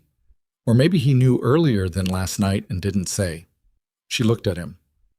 "Sometimes you carry information until you know what to do with it. It's not the same as missing it." Eli sat down at the kitchen table.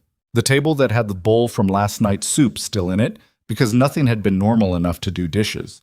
He said, "Are you going to let them help us?" His mother looked at her coffee cup. "A long time." "I've been angry at those men for 8 years," she said. "I've been angry at the whole thing. The club, the life, the way it takes people and remakes them into something their family doesn't always recognize. I was angry when Danny went back for the last tour. I was angry when—" She stopped. "I put that anger somewhere useful. I made it into independence. Into this. A small gesture at the trailer, at the refrigerator with Eli's drawings, at the specific life she'd constructed with her hands and her will. And now someone from that world is sitting in my kitchen at 3 in the morning telling me that everything I tried to protect my son from might be the only thing standing between him and losing me." She said it plainly, without performance, the way she said things when she'd thought them through enough that they were just fact. Eli said, "Is that a yes?" She looked at him with something in her eyes that was somewhere between devastated and proud. "That's a yes," she said. Checked. The call came at 7:43 in the morning. Graves' phone. He was sitting on the porch steps. Someone had found a dry piece of wood for him, and he'd been there for an hour in the cold, which Eli suspected was what he did when he needed to think, put himself in the physical world until the mental one sorted itself out. He listened for 30 seconds. He said 3 words. "How long ago?" And then he was standing, and the door was open, and he was back in the kitchen. "Courthouse," he said. "Castellano filed this morning. Emergency custody evaluation, citing Eli's school absences and the environmental report from last night. Fenner's name is on it." Mara set her cup down. He can't use Fenner without her consent, she said. He didn't need to use her. He used the report she filed, the standard welfare check documentation. Graves' face was back to the flat operational nothing. The evaluation is set for 10 this morning, 2 hours. That's not legal, Mara said. There's a required notice period. Emergency override. He cited risk to the minor. Grave looked at her steadily. He's going to walk in there with footage of 2 members of the Iron Revenants inside your home at 1 in the morning, documentation of the heating unit failure, the school absences, the insurance lapse, and a narrative about a vulnerable woman and child being exploited by an outlaw motorcycle club. He paused. And he's going to ask a family court judge to place Eli in protective custody pending a full review. The kitchen was very quiet. Eli sat at the table and did not look at his mother because looking at her in this moment felt like something that would cost her something if he did it. He said, "He wants to take me away from her." "That's his leverage," Graves said. "That's how he gets what he actually wants." "Which is you," Eli said. "Yeah. He's using me to get to you." Grave looked at him. "He's using everything he has," he said, "because that's what grief does when it runs out of better options. It weaponizes." Dutch appeared in the kitchen doorway. He'd been outside on the phone, the particular management of things that the sergeant-at-arms handled when the president was occupied with the human part of a situation. He looked at Grave with something in his face that was resolve, and something else beneath it that was the complicated feeling of men who are about to do something with consequence. He said, "Bike's ready." Grave looked at Eli. He said, "You want to come to the courthouse?" Eli stared at him. "I'm 10. You're the one this is happening to. Your choice." Mara said, "Grave, his choice," Grave said again, not overriding her, saying it to both of them, equally, the way you say something to people you respect. Eli looked at his mother. She looked at him. Her face was doing the thing where she was frightened and not letting frightened be the operating mode, and underneath the fright was something that looked unexpectedly like she was waiting to see what he decided. He said, "What's the bike?" Graves said, "Your father's." The air in the kitchen changed. "The guys worked on it through the night," Dutch said quietly. "While we were here, back at the garage, it runs." He paused. "It runs well." Eli looked at the motorcycle key in his palm. The key that he had carried through a blizzard. The key he had pressed so hard, so many times, that the teeth had left a permanent faint impression in the meat of his hand. The key that he had been willing to sell for $40 at a closed motorcycle shop on a Tuesday evening because he didn't have any other option. Grave was watching him. He said, "You don't have to ride it. You can be in the truck." "No," Eli said. "No, you won't come?" "No," Eli said. "I want to ride it." The kitchen absorbed this. Outside, the engines of the Iron Revenants were running. Mara reached out and put her hand over Eli's, but over the key, over the marks in his palm, over the whole weight of what it represented. She held it for 1 second, 2. Then she let go. "Go," she said. "I'm right behind you." They went out into the Montana morning. The white of it, the cold blue sky, the long, clean road running south toward Coldwater with the tree shadows striped across the snow. The bikes were running in the road and the men on them were watching the porch without impatience, without drama, the way men wait who have decided that what they're waiting for is worth it. The midnight blue Harley with the silver flames was at the front.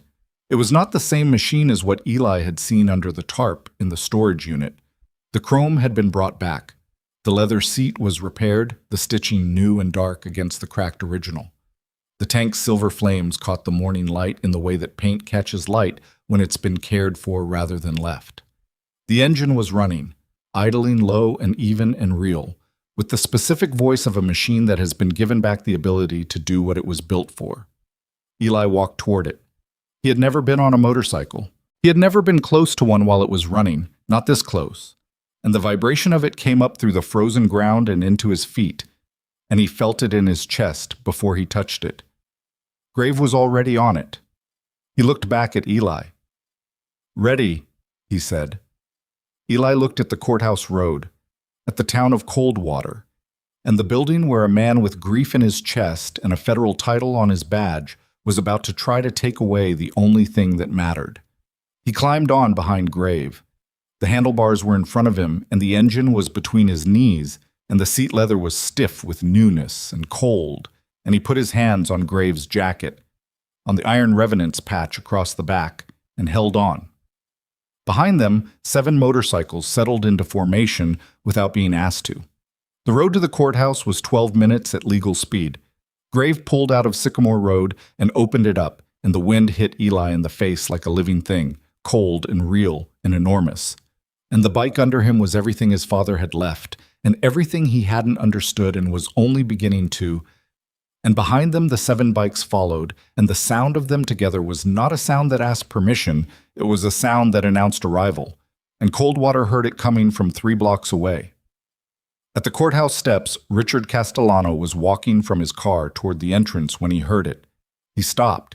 He turned, and he saw a midnight blue Harley with silver flames pull up to the steps, and on it a 10-year-old boy in a too big flannel shirt climbing off and standing on the courthouse steps in the Montana morning with his chin level and a motorcycle key in his fist, and 8 motorcycles fanned out behind him like a statement that wasn't finished yet.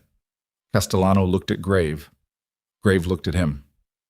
And Eli walked up the courthouse steps toward the front door and turned and said, in a voice that carried in the cold morning air further than a 10-year-old's voice had any right to carry, "I have something to say." The courthouse steps were cold enough that Eli's breath made clouds when he spoke. He hadn't planned what to say. There was no prepared statement, no rehearsed testimony, no framework assembled in advance by a lawyer who owed the club a favor. There was just a 10-year-old boy on stone steps in a too big flannel shirt, standing in the Montana morning with 8 motorcycles fanned out behind him, and a man who had built a federal case out of grief standing below him on the walkway. And the particular clarity that comes when you have been through enough in a short enough period of time that the noise falls away and only the true things remain. Castellano was motionless on the walkway. He was a compact man, 50 or so, in a charcoal coat with the collar turned against the cold, silver at his temples, and a face that had been handsome once and was now mostly the record of what it had been through. He looked at the boy on the steps and then at Grave standing beside the midnight blue Harley, and his face did something that was not quite what Eli expected. It was not rage. It was something older and more complicated and almost worse. It was recognition, the involuntary kind, the kind that arrives before you can stop it and shows you something about yourself you were not prepared to see. Eli said, "My name is Eli Mercer. Danny Mercer was my father. I never met him. He died when I was 2 years old in a place I don't know the name of yet, doing something brave, and nobody ever told me the details because the people who knew them were trying to protect me." He paused. Not for effect, because the next part required a breath. "I walked 3 miles through a blizzard 2 nights ago to sell my father's motorcycle because my mother's insurance stopped paying for her cancer treatment, and I didn't know what else to do. I was 10 years old, and I was alone, and every official option I tried either didn't answer or told me to call back during business hours." Castellano had not moved. A woman had appeared at the top of the courthouse steps, middle-aged, carrying a folder, the look of a court-appointed family evaluator who had arrived expecting a standard 9 o'clock appointment and was currently recalibrating. She stood in the doorway and watched. Carol Fenner's county vehicle was pulling into the parking lot. Eli saw her get out and stand beside her car and make no move toward the building. He said, "The Iron Revenants found me in a diner. They could have sent me home. They could have said it wasn't their problem. Instead, they made calls. They found a lawyer. They filed an emergency insurance appeal. They fixed our heating unit, and they drove through the same blizzard to make sure my mother was safe." He looked at Castellano directly. "They didn't do that because they wanted something. They did it because my father was their brother, and he asked them to look after us if he didn't come home, and they were 8 years late and trying to make it right." A car had stopped on the street. The driver was watching. Another had slowed. Coldwater was a small town, and small towns hear things, and the sound of 8 Harleys arriving at the courthouse on a Tuesday morning was not a small thing. Eli said, "I know about Sophie." Castellano's jaw tightened. A visible thing, a physical reaction he didn't manage in time. "I know she died," Eli said, "and I know you loved her, and I know it broke something in you that hasn't been fixed. I'm 10 years old, and I know what it is to lose a parent, and I know that when you lose someone you love, your brain looks for somewhere to put it that isn't just the emptiness of the real answer, which is that sometimes people are gone, and there's no one responsible, and that's the worst possible truth. He stopped. But the men behind me did not take Sophie from you, and they are not taking me from my mother. And if you walk into that courthouse this morning with that case, you are doing the same thing to Mara Mercer that the cancer is doing. You are taking something from her that she cannot get back. The morning held very still. Somewhere in the middle distance, a crow called once from the tree line and then was quiet. Castellano looked at the boy for a long time. His coat moved slightly in the cold wind. His face was doing a great deal that his professional exterior was trained to suppress, and the training was losing. He said, "You don't know what they are." "I know what they did," Eli said. "On the worst night of my life, when every system that was supposed to help us didn't, these men showed up. That's what I know." He paused. "What do you know about them that matters more than that?" Silence. Grave had not spoken. He was standing beside the Harley with his arms at his sides and his face doing nothing, and he looked like a man who had decided that whatever happened on these steps happened without his interference, because this was not his moment, and he understood that. Dutch was behind him, the other 6 men in a loose line, engines ticking cool in the cold, their breath making slow white clouds. Nobody moved. Castellano looked at Graves. He said, "She came to your clubhouse." "Yeah," Graves said. "You knew she was in trouble." "Yeah." "And you let her stay anyway." Grave was quiet for a moment. When he spoke, his voice was very level and carried everything it needed to carry. "I tried to get her into a program for 6 months. She went twice. The second time she lasted 11 weeks before she left. I drove 4 hours to pick her up and bring her back, and she told me to stop, that she was done, that she wanted to make her own choices." He paused. "I respected that. I shouldn't have. That's mine to carry. I will carry it for the rest of my life." He looked at Castellano steadily. "But I did not take her from you. The disease took her from you. And I know you know that because you're an intelligent man who built a legal career on the difference between causation and correlation. And you have spent 3 years trying to make those two things the same because the real version is unbearable." Castellano's throat moved. He looked at the folder in his hands, the papers inside it.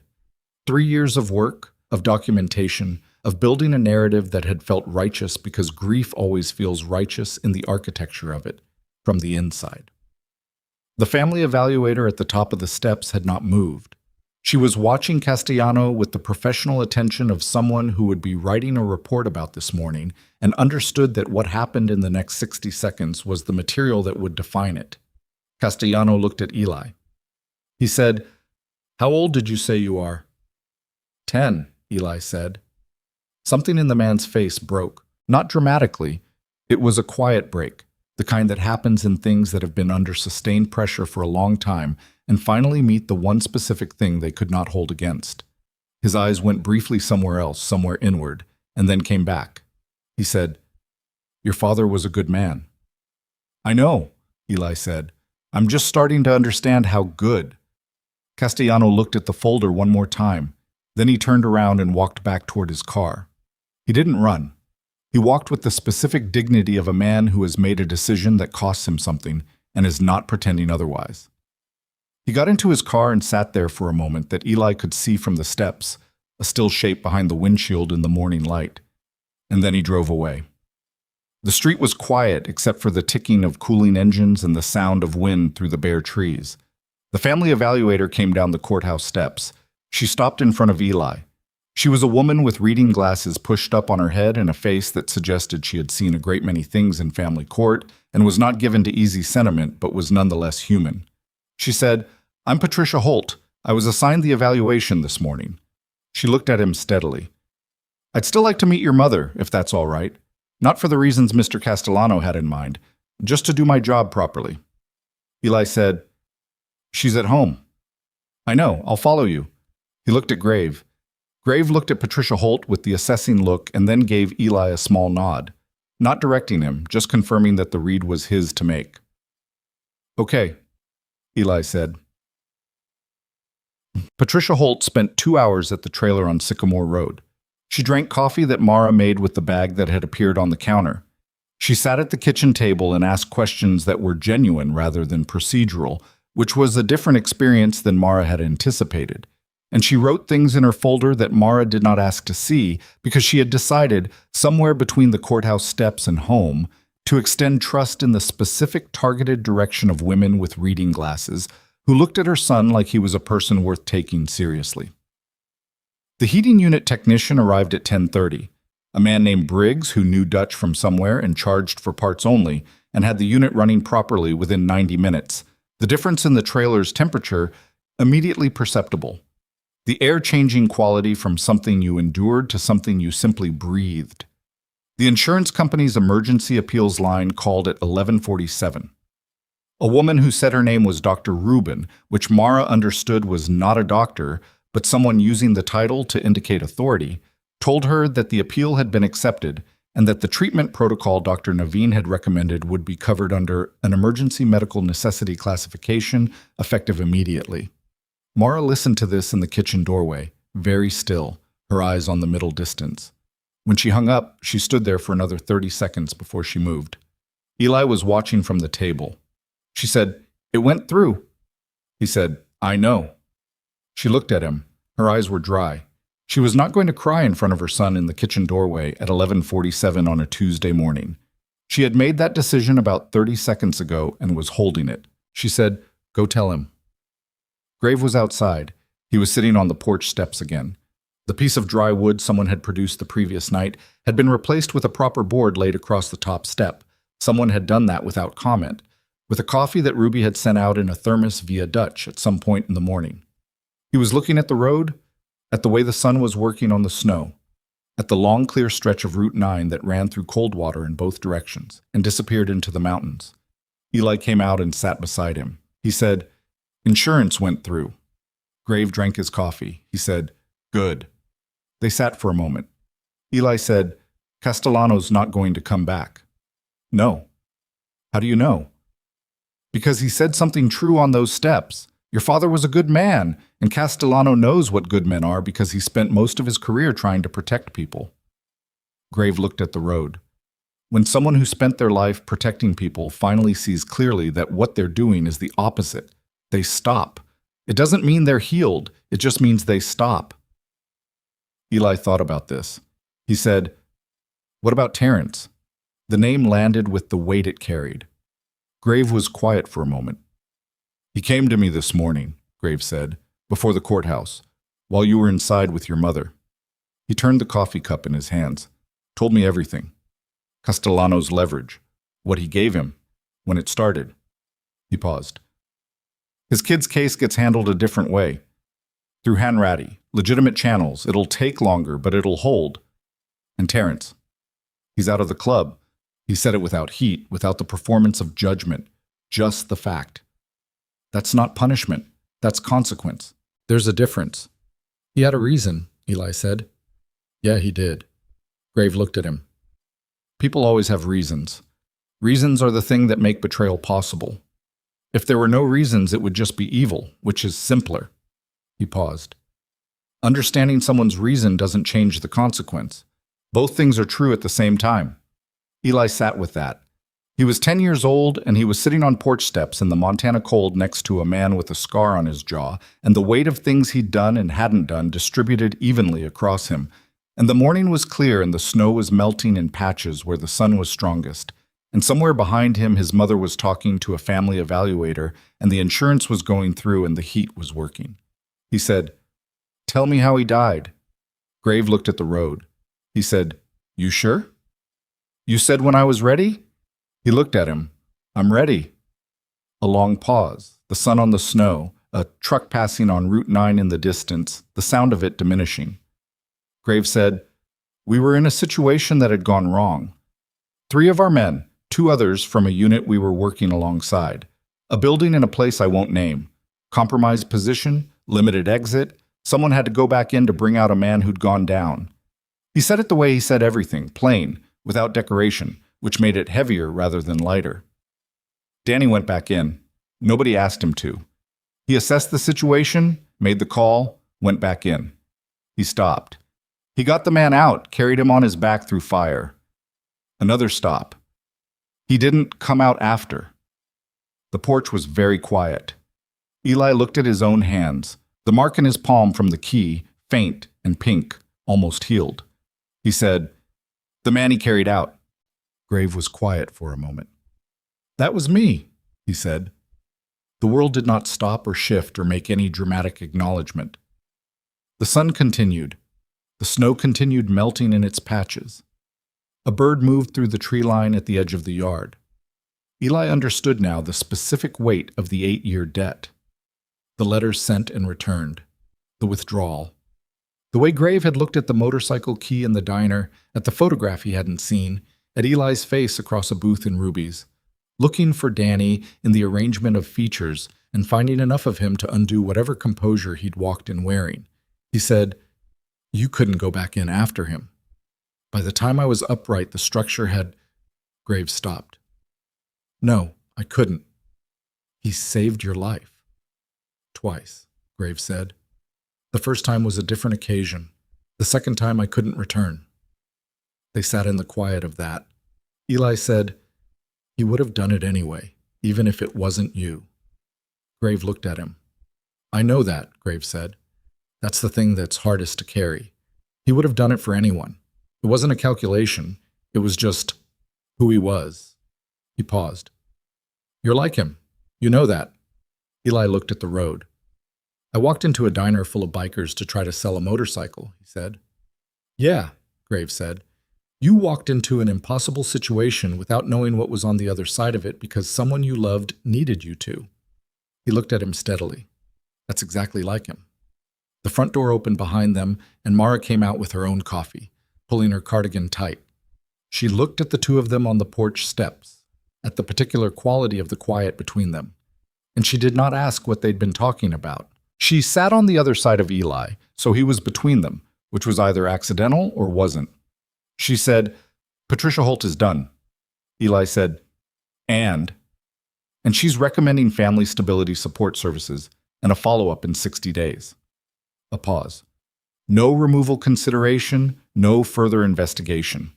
She drank her coffee.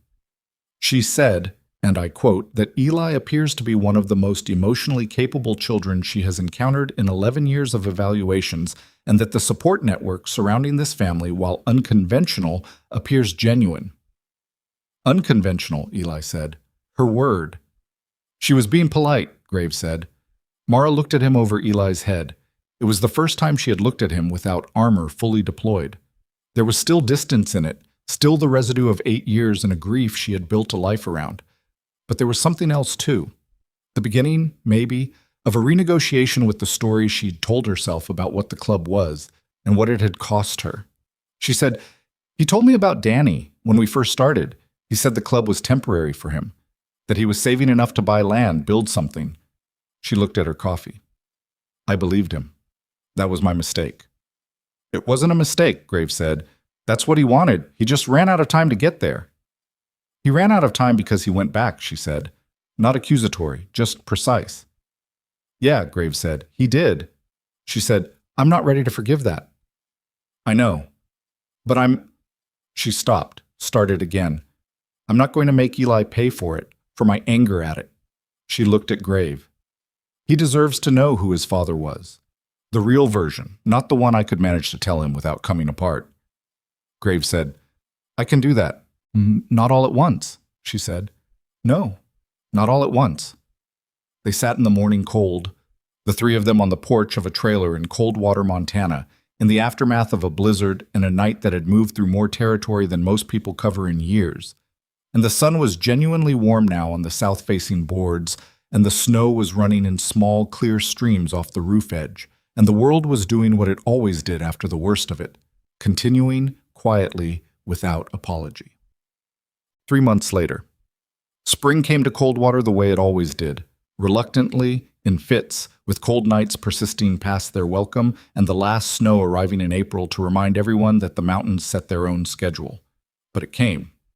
The trees along Route 9 came back. The highway dried out, and the light changed, and the air had something in it that had been absent since October. Mara Mercer's second treatment cycle was working. Dr. Naveen had used the word responding in her last appointment, which was not the same as cured, and everyone in the room understood that. But responding was a real word that meant something real. And Mara had driven home from that appointment and sat in the parking lot of the grocery store for 15 minutes before going in, and nobody knew that except Eli, who had been in the passenger seat and who had understood without being told that 15 minutes was the appropriate amount of time for that, and said nothing. The trailer on Sycamore Road had been repaired, not dramatically, not all at once, but progressively. The roof tarp replaced with actual roofing material over 2 weekends in March, the porch boards reinforced, the heating unit given a proper service by a real technician who charged a real rate that had been covered by a fund the Iron Revenants maintained for situations that didn't fit neat categories. Dutch had handled the logistics of this with the same organizational precision he gave everything, which meant it happened without drama and without requiring Mara to ask for any of it twice. She had argued the first time. The second time she had said thank you, which cost her something, and was more valuable because of it. Eli went back to school, Ms.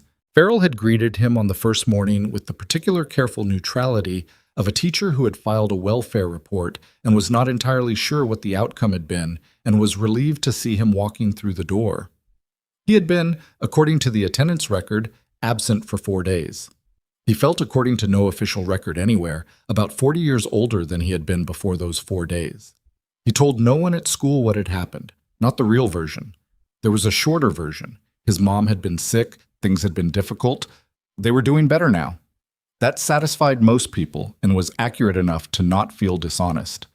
He kept the motorcycle key on a hook behind his bedroom door, not the kitchen door, his own door. Somewhere he could see it from his bed in the morning when the light came through the curtains and the day was beginning. The memorial ride was Dutch's idea.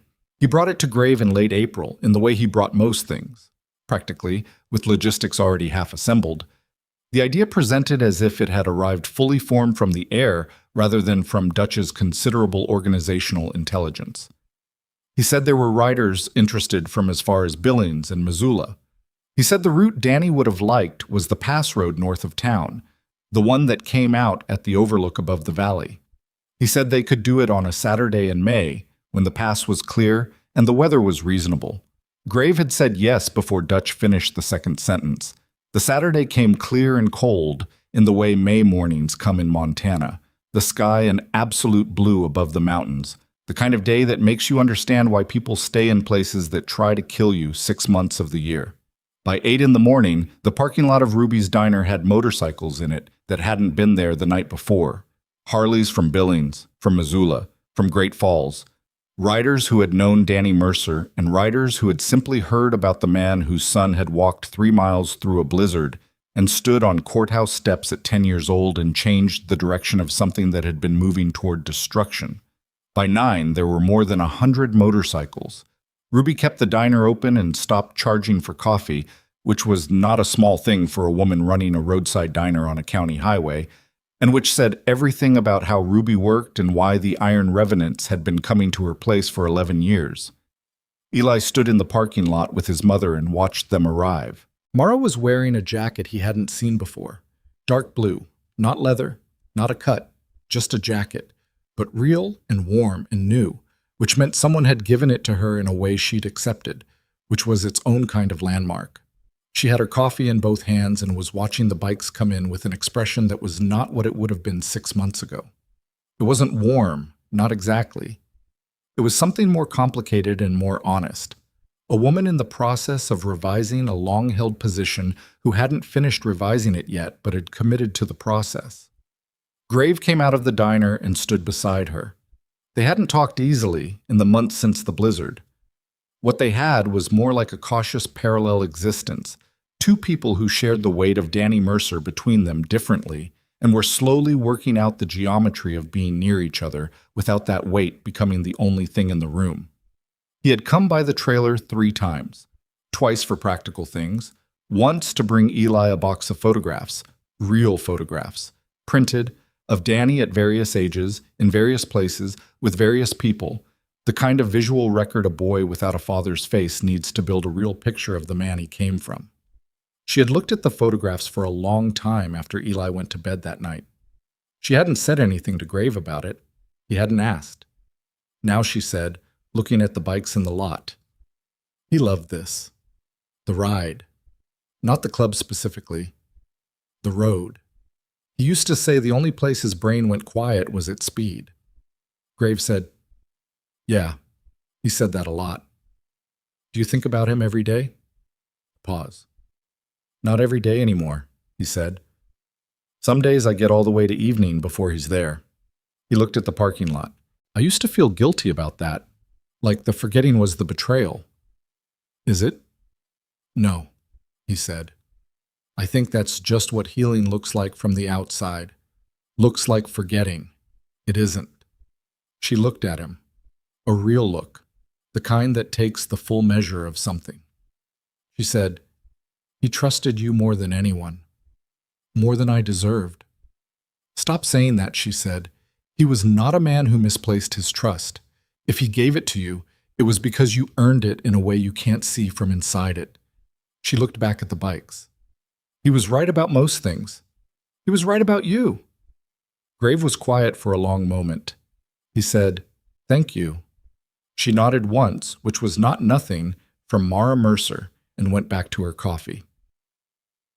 They rode at 10, 112 motorcycles leaving Ruby's Diner in a column that stretched the length of Sycamore Road and then some, pulling out onto Route 9 North in the morning light, the sound of them building on itself until it was less like multiple machines and more like a single enormous thing moving through the landscape with purpose. Eli was on the midnight blue Harley behind Grave. He had ridden 4 times in the 3 months since the night of the blizzard. The first time had been the courthouse, which barely counted because he'd been so concentrated on other things that he hadn't really experienced the ride. The second and third times had been short, controlled, along back roads with Dutch following in the truck just in case, which Eli had understood was protective and had not argued with. The fourth time was longer, out to the pass and back, and he had begun to understand something about the road that he suspected his father had understood a long time ago. The pass road north of town climbed for 8 miles before the overlook, the road winding through pine and granite and the last snowpack in the high shadows, and the column of motorcycles on it was a thing you could see from the valley floor. A line moving up the mountain, the sound of it reaching the town minutes after the sight. The overlook was a wide gravel turnout where the rock fell away and the whole valley opened below. Coldwater, a cluster of rooftops and streets, Route 9, a gray thread through white and green, the mountains beyond blue and enormous and unconcerned. They parked in rows and stood in the wind and the view. Eli stood at the railing with Grave on his left and his mother on his right, and behind them 100 and more people who had come for Danny Mercer, or for the idea of Danny Mercer, which were related things but not the same, and both of them true. Nobody made a speech. That had been decided without anyone formally deciding it. The kind of consensus that forms among people who have done enough to know that the doing is the statement and the words are usually just noise in the wrong key. They stood for a few minutes. The wind moved through the pines below. The valley was quiet from up here, the distance smoothing everything into something that looked like peace. Eli reached into his jacket pocket. He brought out the motorcycle key. He held it in his palm and looked at it. The specific heft of it, the teeth that had left their mark, the dull metal that had been the first real thing he'd held that connected him to the man he came from. He had carried it for months now, had held it in a dozen different kinds of fear and uncertainty, had pressed it so hard in so many desperate moments that his palm knew its shape the way his palm knew nothing else. He looked at it for a long time. Then he set it on the railing of the overlook. Carefully, with deliberation, the way you set something down when you are choosing to set it down rather than dropping it. He left his hand over it for a moment. Then he lifted his hand. The key sat on the railing in the wind. A small metal object, ordinary and worn, containing nothing magical, carrying no power that physics would acknowledge. Just a key. He stepped back. Grave looked at it, looked at Eli. "You sure?" he said. Eli said, "I don't need it to remember him anymore." Grave nodded. Mara reached over and took Eli's hand. She was not a woman who reached for hands easily, and he felt it register in his chest with a weight that was not sadness, or not only sadness, it was the specific weight of something arriving that you had stopped expecting and had not entirely stopped hoping for. They stood like that for a while. Below them, Coldwater went about its Tuesday morning. The diner with the coffee and the two small booths and the yellow lights. The storage unit on the edge of town, empty now, the tarp cleaned away. The courthouse steps where a 10-year-old had said true things in the cold and changed the direction of a man's grief. Sycamore Road number 14, with its repaired roof and its working heat, and the drawings still on the refrigerator because those never came down. Slowly, without signal or ceremony, the riders began returning to their bikes. Engines started in ones and twos, the sound building back, the column reforming for the descent. Not hurrying, not performing, just the ordinary motion of people who had come somewhere and done what they came to do and were ready to go back to the road.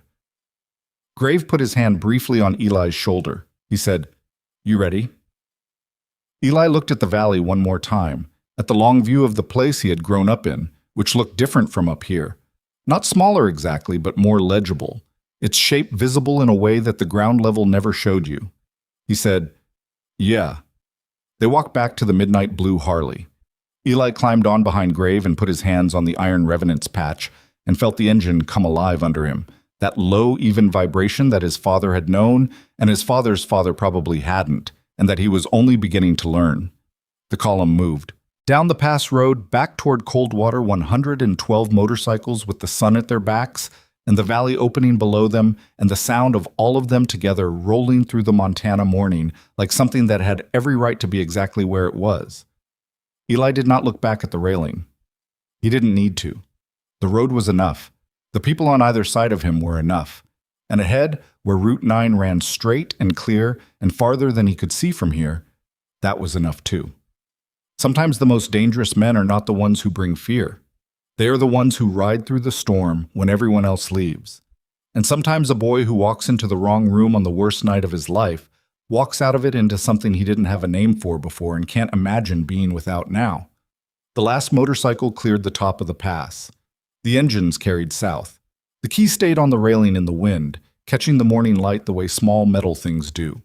Briefly, without drama, and then the cloud moved and the light changed and the overlook was just rock and railing and silence and the enormous indifferent beautiful mountains holding everything the way mountains hold things. Without sentiment, without memory, without end.